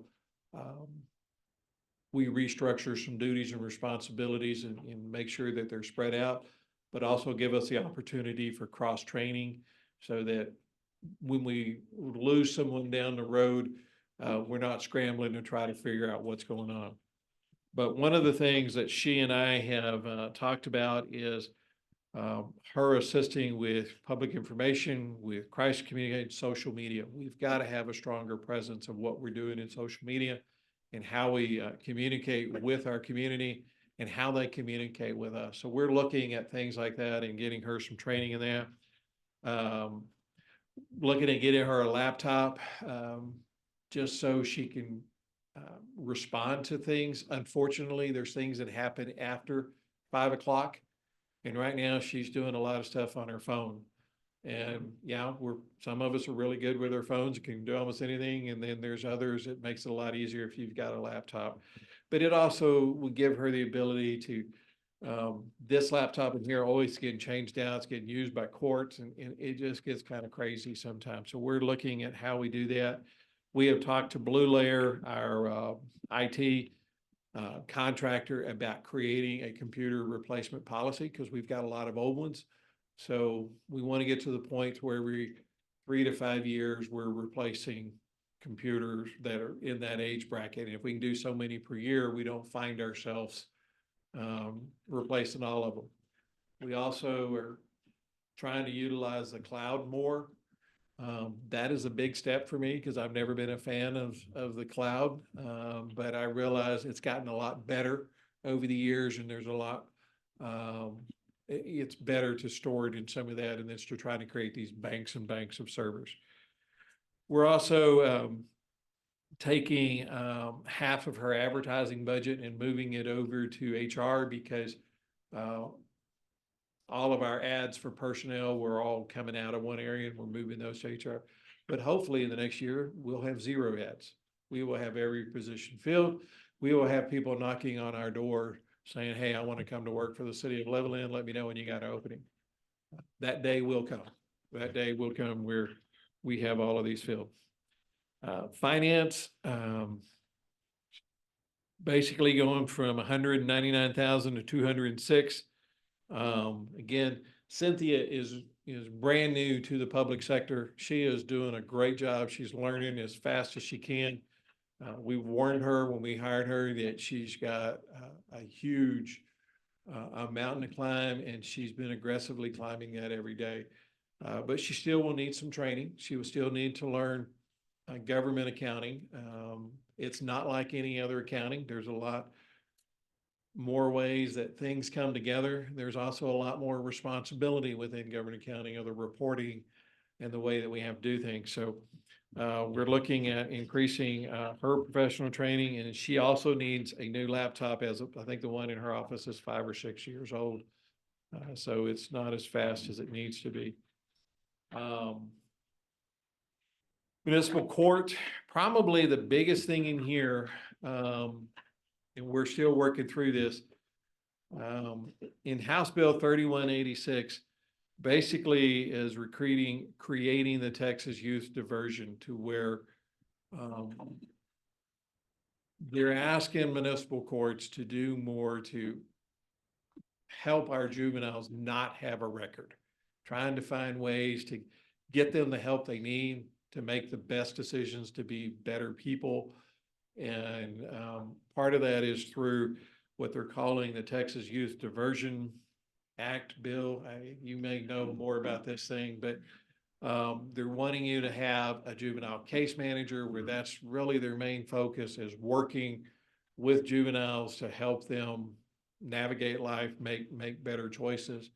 I think the JP is still handling all the truancy cases within this area, but other juvenile matters will be coming to our court, and as we figure out how to move forward on that. It's a very difficult and poorly drafted, if it's still well-intentioned law, because they want you to have it, but they won't let you do it with a part-time person. You have to, and there are a lot of communities that don't need a full-time, person to work. But if you, take somebody, I think the word has to be a primary, job responsibility. So if you have somebody that's 40% of their job responsibility, well, it doesn't count. It's difficult. We're still trying to navigate it and figure it out. I do think it's well-intentioned. It fits very closely with our firm's philosophy on that is, if we have a kid who shoplifts the first time, theft on your record is worse than a drug charge to a lot of people, and we'll look to, can that be a disorderly conduct? Can it be something, So again, I'm very much in favor of the idea. I don't think we've quite figured out, what the legislature really intended, but that's not a Levelland issue. That's a statewide issue that we're trying to figure out. We'll get there. But the increase in the cost there is obviously for the new computer, and then it would be for a new person there, right? That's salaries and. Part of it will be the salary of bringing this person on board. And we are allowed to add $5 per court fine, but that's not gonna go very far. And once the state figures out that it's there, they'll do what they do with most court fines, is they'll figure out a way to take part of it. Most people don't realize that the majority of your traffic citation or any citation court, most of it ends up in the state's hands. Do we have the real estate to put that person in municipal court? We'll have to find somewhere to squeeze them. Don't know where yet. Mayor, what was your question? Asked if we've really had the room to even put this extra person. I mean, if you walk by the municipal judge's office, there's not lots of extra square feet there. They might have a tiny cubicle. Creative, right? Any other questions on court? Fire department, 24, about $1.5 million, 25, $1.5 million. Pretty close. A couple of big things we need to be replacing is a 15-year-old thermal imaging camera at $36,000. Replace 4 more SCBAs. We did 8 this year. And then the cylinders of the SCBAs are $50,000. This does not include, because we haven't made that decision, any new firefighters, any new personnel, or anything like that. If we decide to move forward, we would need to make adjustments within that department. Our police department expenditures, about 3.5 in 24 and about 3.5 in 25. This has been one of the more challenging departments because we're trying to go through it and pull out the animal services items. I need to find a day where Captain McDonald is completely bored and has nothing to do, and so we can kind of pull more things out of there so we can create a separate department. The other challenge is we're kind of out of numbers within our general fund. So we're trying to figure out where to put the animal services department. Joe has come up with an idea that we're exploring to see if we can make it happen. It's a separate fund that donations are Fund 39, where donations and a lot of the animal donations were going there. So maybe we can work with that one to create a, actual department in there. As I stated here, we've got a new police chief, coming October 1st. There will be an increase in the salary that the previous one had. We've got uniform cost increase. One of the things we're adding this year is creating an ability for them to purchase their footwear. Right now, we don't pay for their footwear, but we can create, I think we're looking at creating $200 that allows them to buy a pair of boots. If they're really thrifty, they might get two. But if we're gonna ask our officers to take care of us, to stand in hot days out there, we need to make sure they have good, comfortable, reliable footwear. So we're adding that in there. As you see, potential 5 new Tahoes, new office chairs, including dispatch. I know $6,000 seems like a lot, but part of that is, Captain, correct me if I'm wrong, the chairs in the dispatch are special type chairs for them, and they run $1,500 to possibly $3,000, depending on the type of chair and the type of material that there is. We're still looking at those to see what we can find some for a very good price. Again, computer replacement, body camera replacement. The body cameras that we have now are they don't, company doesn't exist. These are done. A replacement program is about $340,000. But we have the ability, or what they proposed is that our first year fee would be about $55,000. And then years 2 through 5, we would be paying $72,000 a year for the body camera system. And then pretty much starting over again at year 5 of acquiring these items. Tasers, very similar. And Captain Lopez, is that 10? And that would, everyone would have one? Yeah. Purchasing 10 tasers, and then everybody would have their own. Right now, they're sharing tasers. And so this would allow us to get every officer to have their own. It's about $43,500 or about $8,700 a year for 5 years.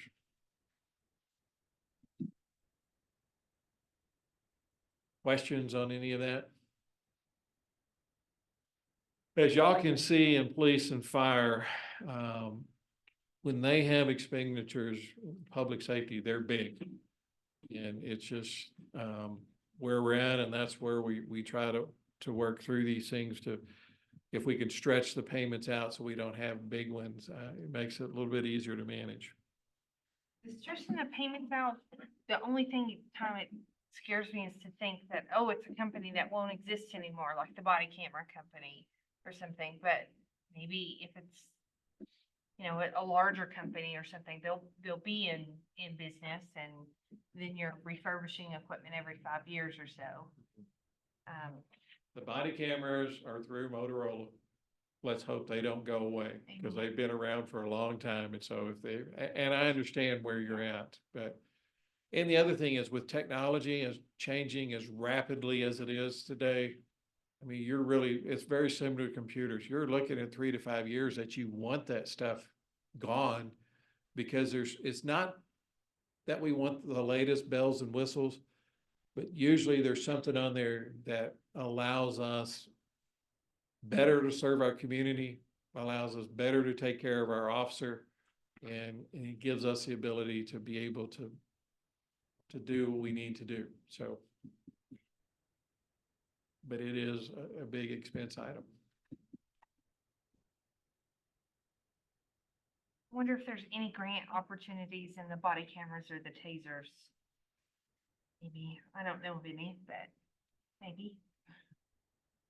The federal government used to have some grants for those, but I haven't seen them in a long time. They go pretty quickly when there is any. So. Our inspection department, FY24 is about $416,000. FY '25, you're seeing about a $550,000, a good increase. Part of this is they're asking if we would consider a new code compliance officer. We're looking at that. Our health inspection services increased about $10,000. A new pickup to replace a 2012 model, about 52,000. Increase in training for codes and stormwater inspector. Where some of the biggest items are coming within this department are the last two bullets of mowing weedy lots, and we're seeing that even more with all this rain, that we're over budget and trying to get all those mowed. And then substandard housing.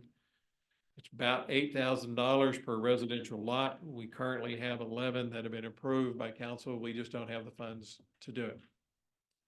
And we've even tossed around the ideal of, could we bring this in-house? We're saving the money of sending it out and hiring people to do it ourselves. We don't know. We're looking at this, but I will tell you what we're doing is not exactly working.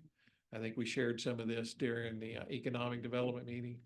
I mean, having just empty vacant lots throughout towns is not a good solution. We've got to figure out a way to work with these substandard structures. We've got to find a way to work with residents that are struggling to maintaining their homes or something, because just having abandoned structures, empty lots is not appealing. When you're wanting to move to town and you drive around, you just kind of going, not sure about this place. So we've got to figure out something on to make this work better. Joe and I talked today as we were going through budget, if, sitting down with the communities group and see if they've got any ideas, or maybe visiting with other cities, see what they're doing. So we can get in front of this, because as I said, we've got 11 that have been approved by council. I think Joe said he's got several more kind of in the hopper, ready to go, but he's hesitant to bring them forward because the money's not there.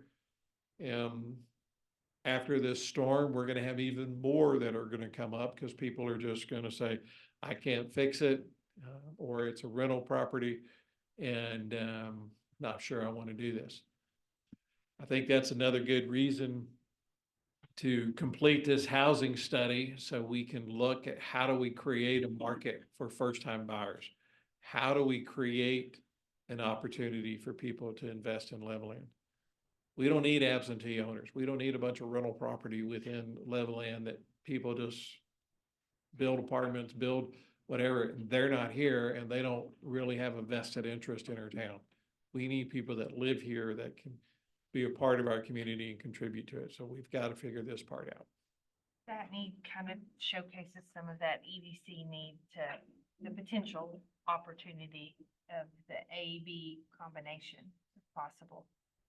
Some backfill of some lots or housing, or if that, housing initiative, if it's a first time home buyer, or I won't pretend like I'm familiar with those. And those areas have some grants with them, and, but we've got to be careful with some of those as well, because they have, as y'all well know, have a lot of interesting strings attached to them. But I think this is something that's very critical to our community that we've got to take a long, hard look at over the next year and see how we can do this better and how we can help our residents. I know people must have responsibility for themselves, but sometimes they just need a hand up and get moving.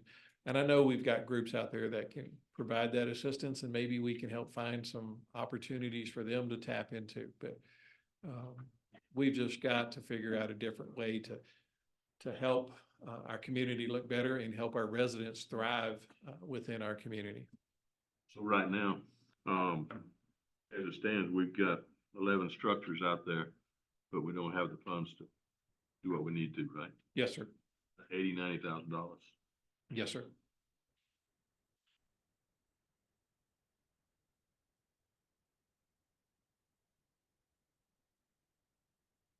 Department 409, Emergency and Health Services. This is where you will find our emergency management. This is where you also find our funding for Hockley County Senior Citizens Association. and also Levelland EMS is within this department item. As stated earlier, we have a contract with Hockley County, and they pay for half of the budgeted approved expenses and there. Some of the items within this, our communications tower at City Park was damaged. The guide wires on there are probably gonna be about $50,000 to put those guide wires, repair them. If they can be repaired, but the tower is also overloaded. There's too much stuff on it. The city really needs to be looking at building an additional communications tower, which is about $250,000 to $275,000. And finding the location for that as well is another challenge. But a new tower can help us in a lot of different arenas. Will Police that department, will that tower be covered on insurance by any chance?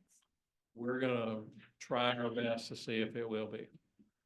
I know we had talked about towers several times. I know the chief had brought one before us that we approved through ARPA funds to replace one of the towers. And he came back and said that needed some other things to it, a building and some other things. So what we had budgeted for that wasn't enough. So I know that we had at one time had approved. Talked about it a tower. numerous times. And I've heard it, and again, that goes back to one of our guiding principles that when we bring you something, we need to be very thorough in what we bring to you so that you understand the cost. Nothing more frustrating than for me to bring you something and then come back and say, oh yeah, we approved this and we're moving forward, but now to make it work, here's some more money. Because that's not fair to council at all. So we've got to be very thorough in staff to make sure we covered all the bases. Doesn't mean we'll cover them every single time, Sure. but we need to make every effort to make sure we do that. But it's something that we're looking at. We're going to be filing with our public disasters assistance with FEMA, and we're filing with our insurance. There might be a question that, well, if you had too much on there and it was too heavy to begin with, then you're partially at fault. So, but we'll cross that bridge when we get to it.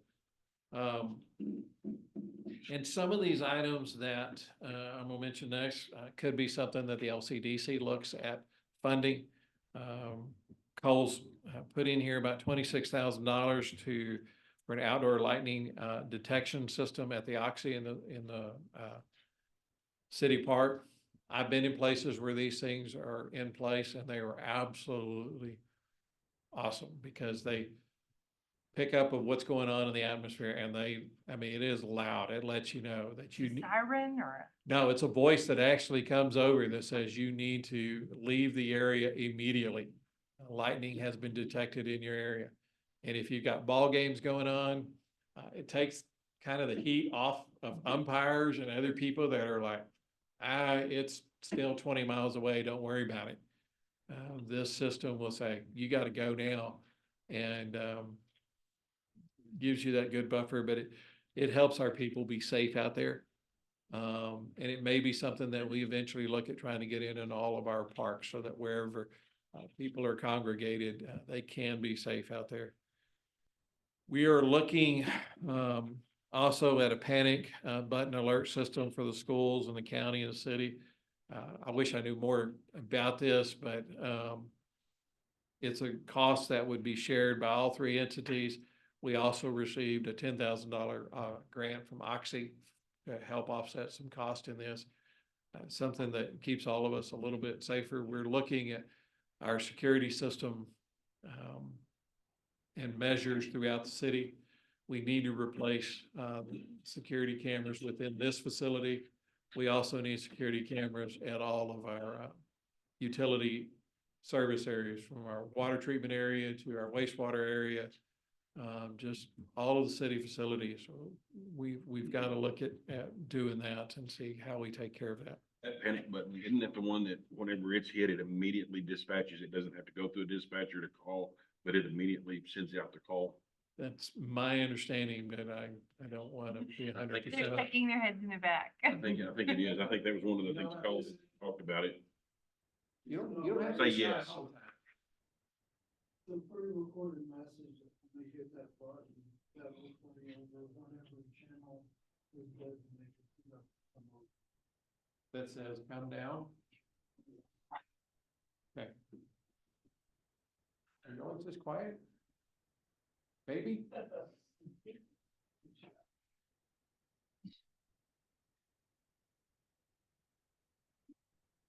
Street department, FY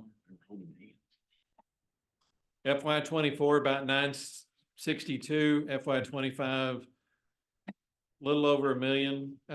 Mosquito sprayer, a new pickup, asphalt cutter, Christmas decorations. Our Mhm. Christmas decorations need some TLC.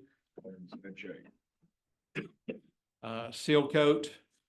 Again, these funds come, the seal coat dollars come from our, street maintenance sales tax. Is this an additional mosquito sprayer or the replacement of? Replacement. Are you getting shy too? He didn't have his energy drink.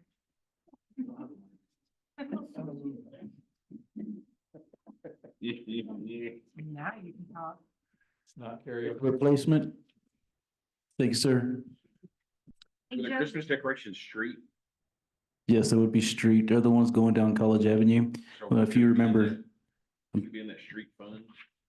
Tax fund? No, sir. It has to be repair. Repair of asphalt. do we have an asphalt cutter currently or is that new? We currently do, but it's about maybe 8 years, maybe 9 years old and needing replacing. That's, please just humor me. I'm sorry, I'm really bad at this. It's gonna go in and cut out the bad asphalt, right? Yes, ma'am. So you can repair, right, go deep and, You got a leak, you need to cut the asphalt. okay. Yes, ma'am. Technically it's a saw with a motor on it and then like a But I mean, lawnmower, but with a saw. Vision. Oh, Yeah.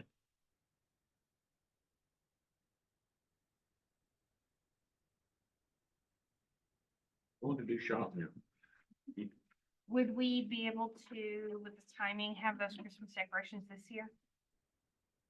We're hoping, usually at the end of the year, some of those vendors are trying to get those Christmas decorations sold and out. So, maybe, Clearance? James is fixing to, talk about this later on, but TML is fixing to come up. So during the conferences, maybe we can approach one of those vendors there and say, hey, we're looking to do this and here we are.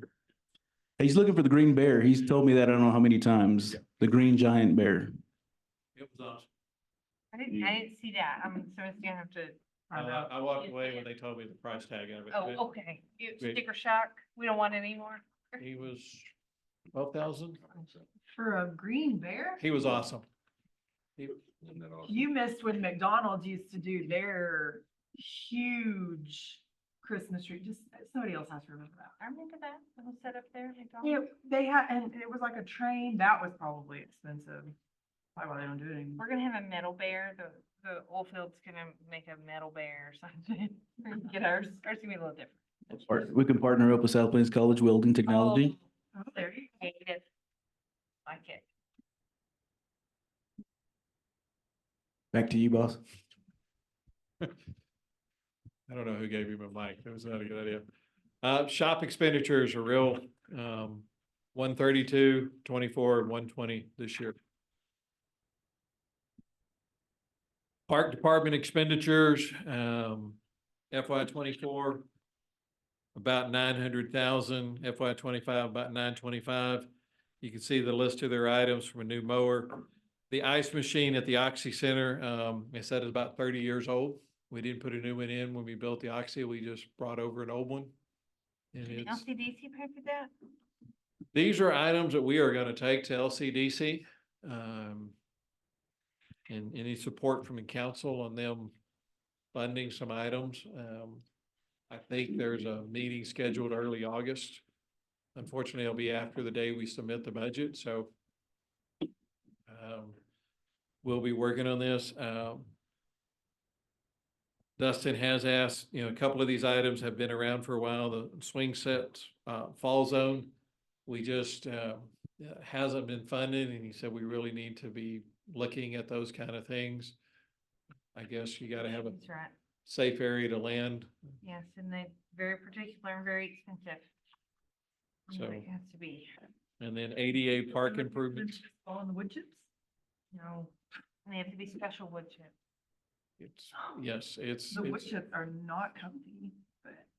there's some kind of rubberized kind now that kind of blow away and do things, but But they're safe. That's all that matters.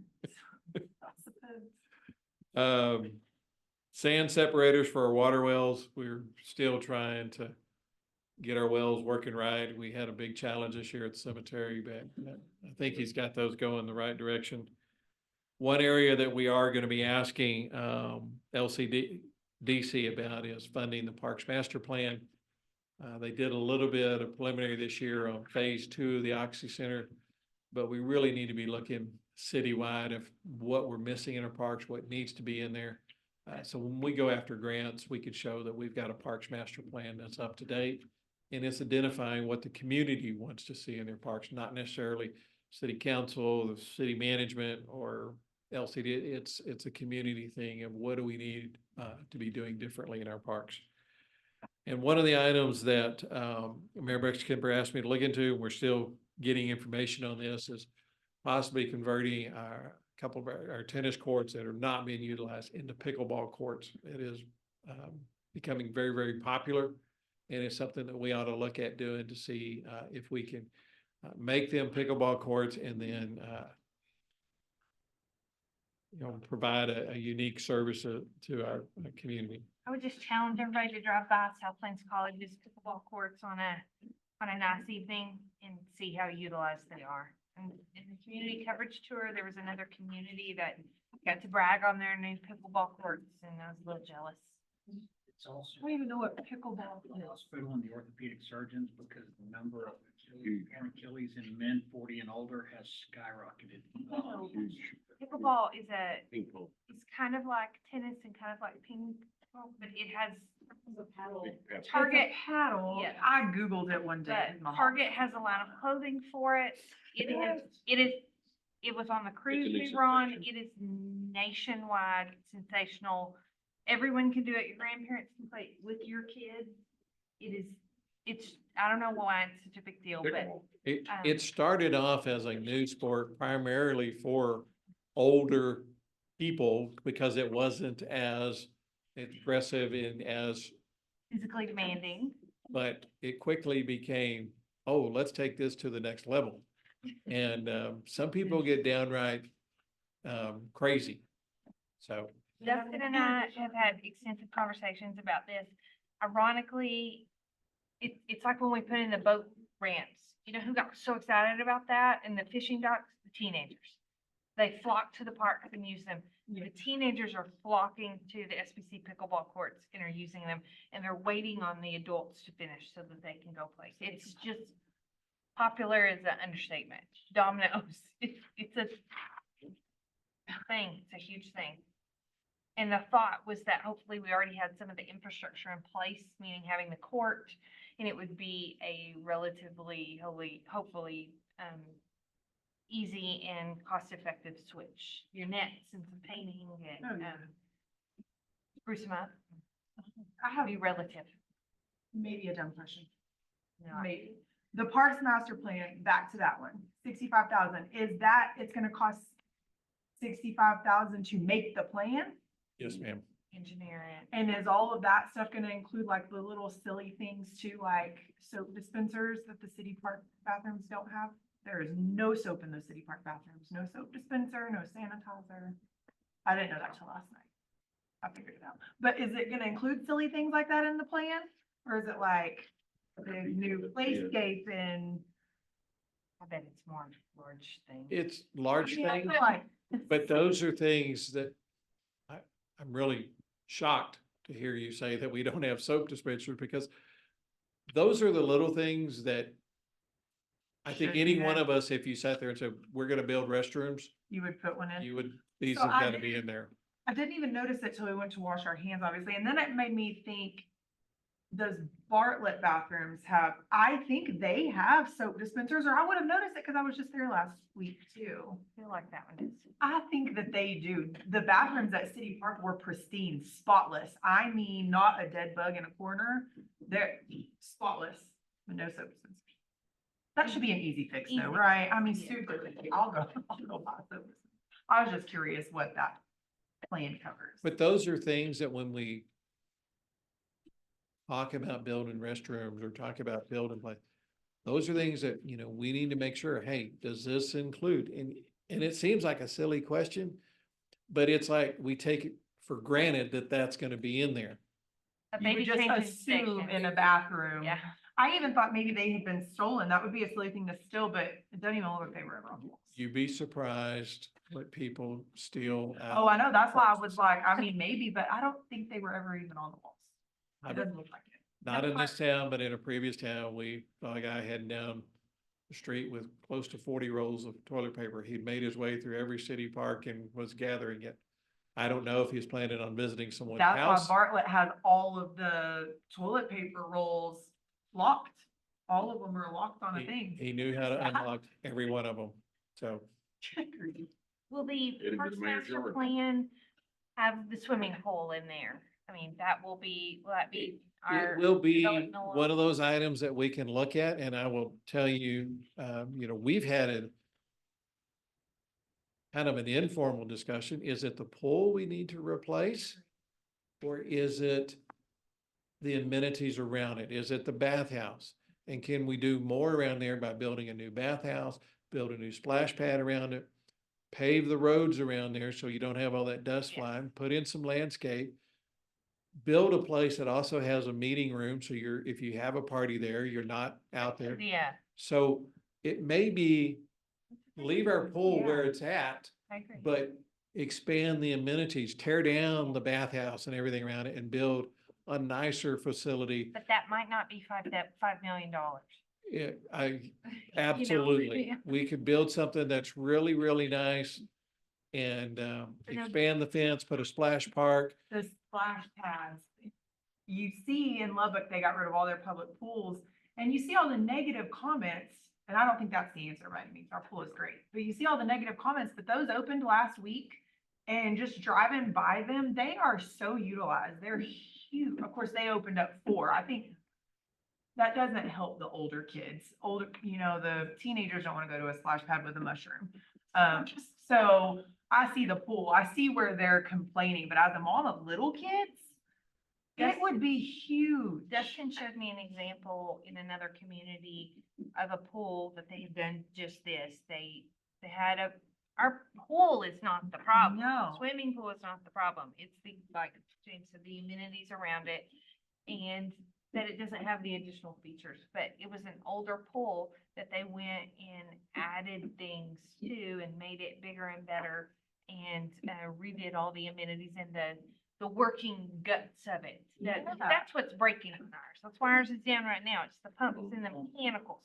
There's not a crack in the swimming pool. Right. I And- think we could, And the nostalgia of having a big pool that is deep and large and you're able to actually swim in and not wade in. Yes. It's kind of gone, Dustin and I had this whole swimming pool conversation where it went, you know, to, just shallow pools to swimming pools, and it's kind of an evolution. now everybody just wants the big water parks and I'm like, I get it. It's have to enjoyable, pick but I one. think it would be so nice to keep our, I'm for that. Well, Anyway, and I'll it let might anybody be, else it know. might be something that we can actually afford to do as opposed to scrapping it and building a $3-4 million facility. There's a lot of things that you could do out there from, you know, splash, but you could also build in the vicinity a 0 entry that goes to 2 feet to where moms and toddlers can be there to, there's a lot of, and that's where we kind of stepped back, said, what could we do there differently? Splash pads are entertaining, a lot of different uses. One city, when we opened ours, we realized it quickly became the #1 dog shampoo place in the Oh. city. Everybody took their dogs there because it was easy to wash them and then hit the deal and the water came down and rinsed them off and off they went. And the dog hair created all kinds of issues for our I system. bet. It's- So you have to find the rules. Like, I mean, dogs aren't allowed in equals, you know, you can't. But these are things when we look at the Parks Master Plans, we can look at the pool, we can look to make sure those little things are included as we provide services to people, because there's nothing more frustrating than not having a way to wash your hands or dry your hands or whatever. Especially after they've been out there collecting the frogs that are also in the park. They just needed to wash their hands. IT department, we contract this out. Blue Layer provides our IT, but as I told you earlier, we're looking at a computer replacement policy. We're also trying to strengthen our cybersecurity policy and program. Local governments are getting hammered with cyber threats. People are that's their only job. I read where one city's water treatment facility had 35,000 attempted attacks in one day. So it's another one of those areas that you've got to get aggressive on and robust so that we can protect our infrastructure. And I've had people ask, well, why is that critical? Florida last year, they got into the system and they adjusted the amount of chemicals that are put in treated water. And if the water operator had not caught it, it would have burned people. So we have a responsibility to be extremely aggressive in that area and make sure we're doing everything we can. And Blue Layer is a great partner. They're taking good care of us. They will continue to do so. We just got to keep working with them. Building services, very little has changed in there. This is primary City Hall and what we do here. Professional services department, we FY 24, 97.5, FY 25, 100,000. This is where legal, engineering, non-project related and consulting service, our TCG, and then 3CGO. 3CGO is our GIS group that works with us on doing stuff. We could probably cut this in half if our attorney donates all of their time so that we're such a joy to be with, sir. Don't you want to volunteer? No. Okay. We'll move off from there. He's not even gonna Hard entertain it. pass. Hard pass. So, now we are very fortunate to have the team that we have within this area. Human resources, big challenge here, 112 to 175. Increase in salary, we had originally budgeted 78, but the person we brought on board after extensive search was increasing that. We moved advertising cost over, half of it over to this department. Our TMRS annual contribution is 10.4, and this will get spread out among all departments, but it is an HR function, so I want to just list it here. City's retirement plan is at 6% and a 2-to-1 match. Our health insurance, Joe and Margot have worked extremely hard on this. We look like that our increase is going to be less than 3% for health insurance, which is really amazing because normally you're seeing double-digit increases in health insurance.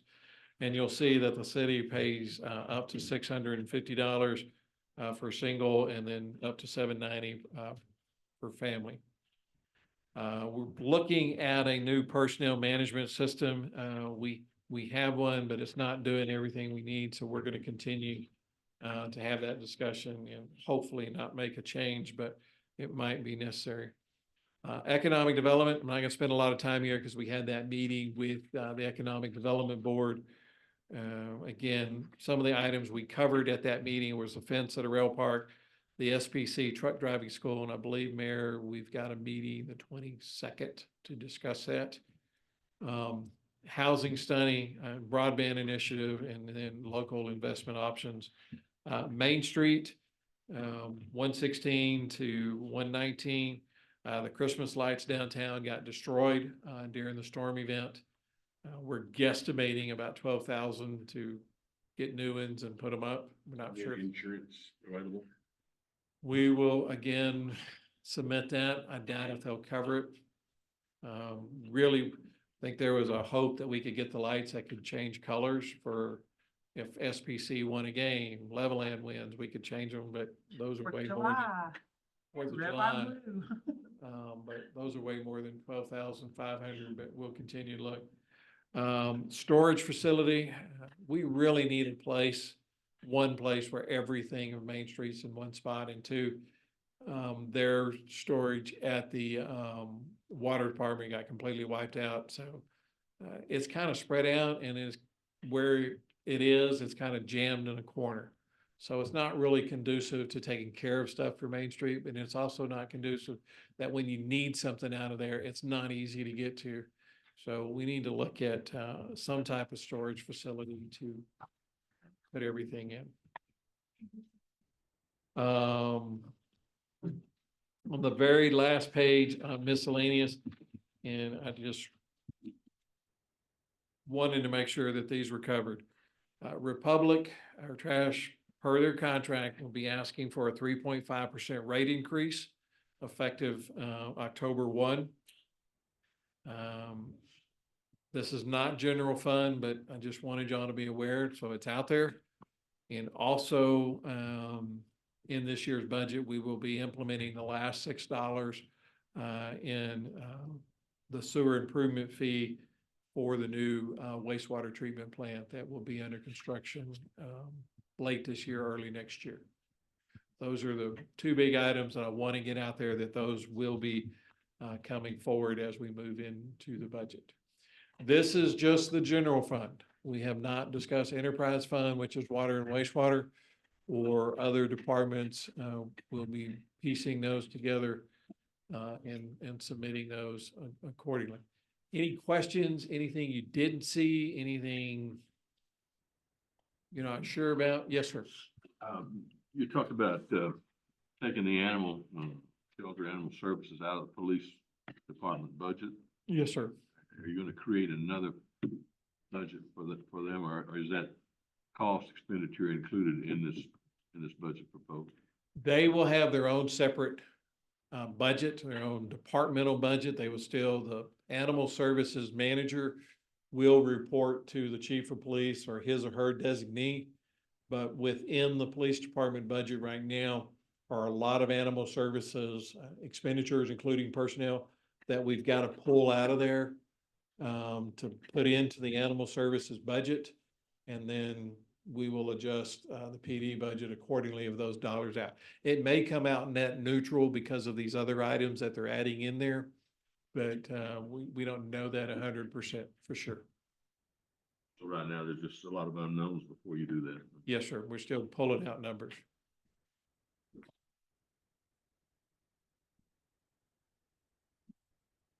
That ends James' presentation. Any more discussion on the fiscal year 25 budget? I mean, by no means will this be the last time we talk about it, but any more questions on that? Okay. Then we'll move on to item 13, the city manager report, staff updates, project updates, staff citizen recognition, items of community interest. Mayor and council members, just go quickly.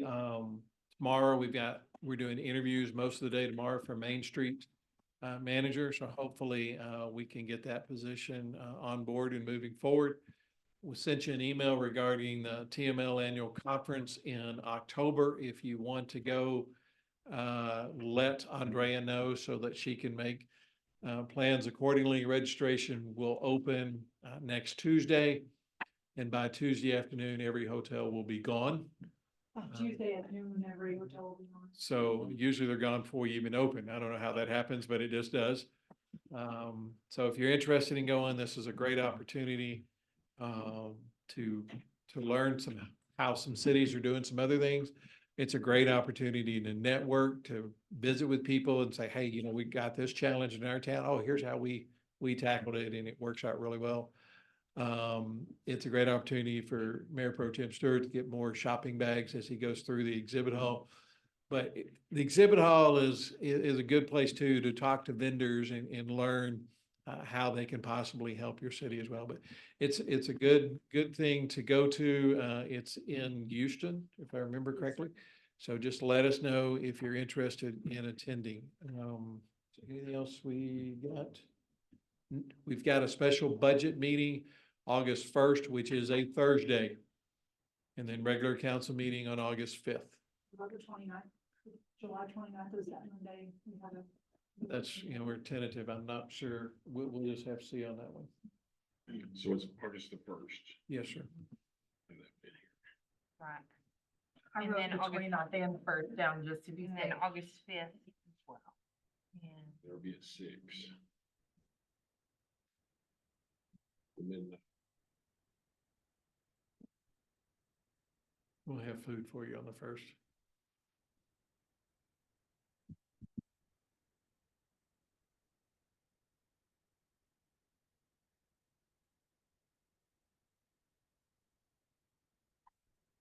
Don't have anything else, Mayor. anything else from anyone else? Writing this down. Okay, with that, we are adjourned. Thank you, everyone.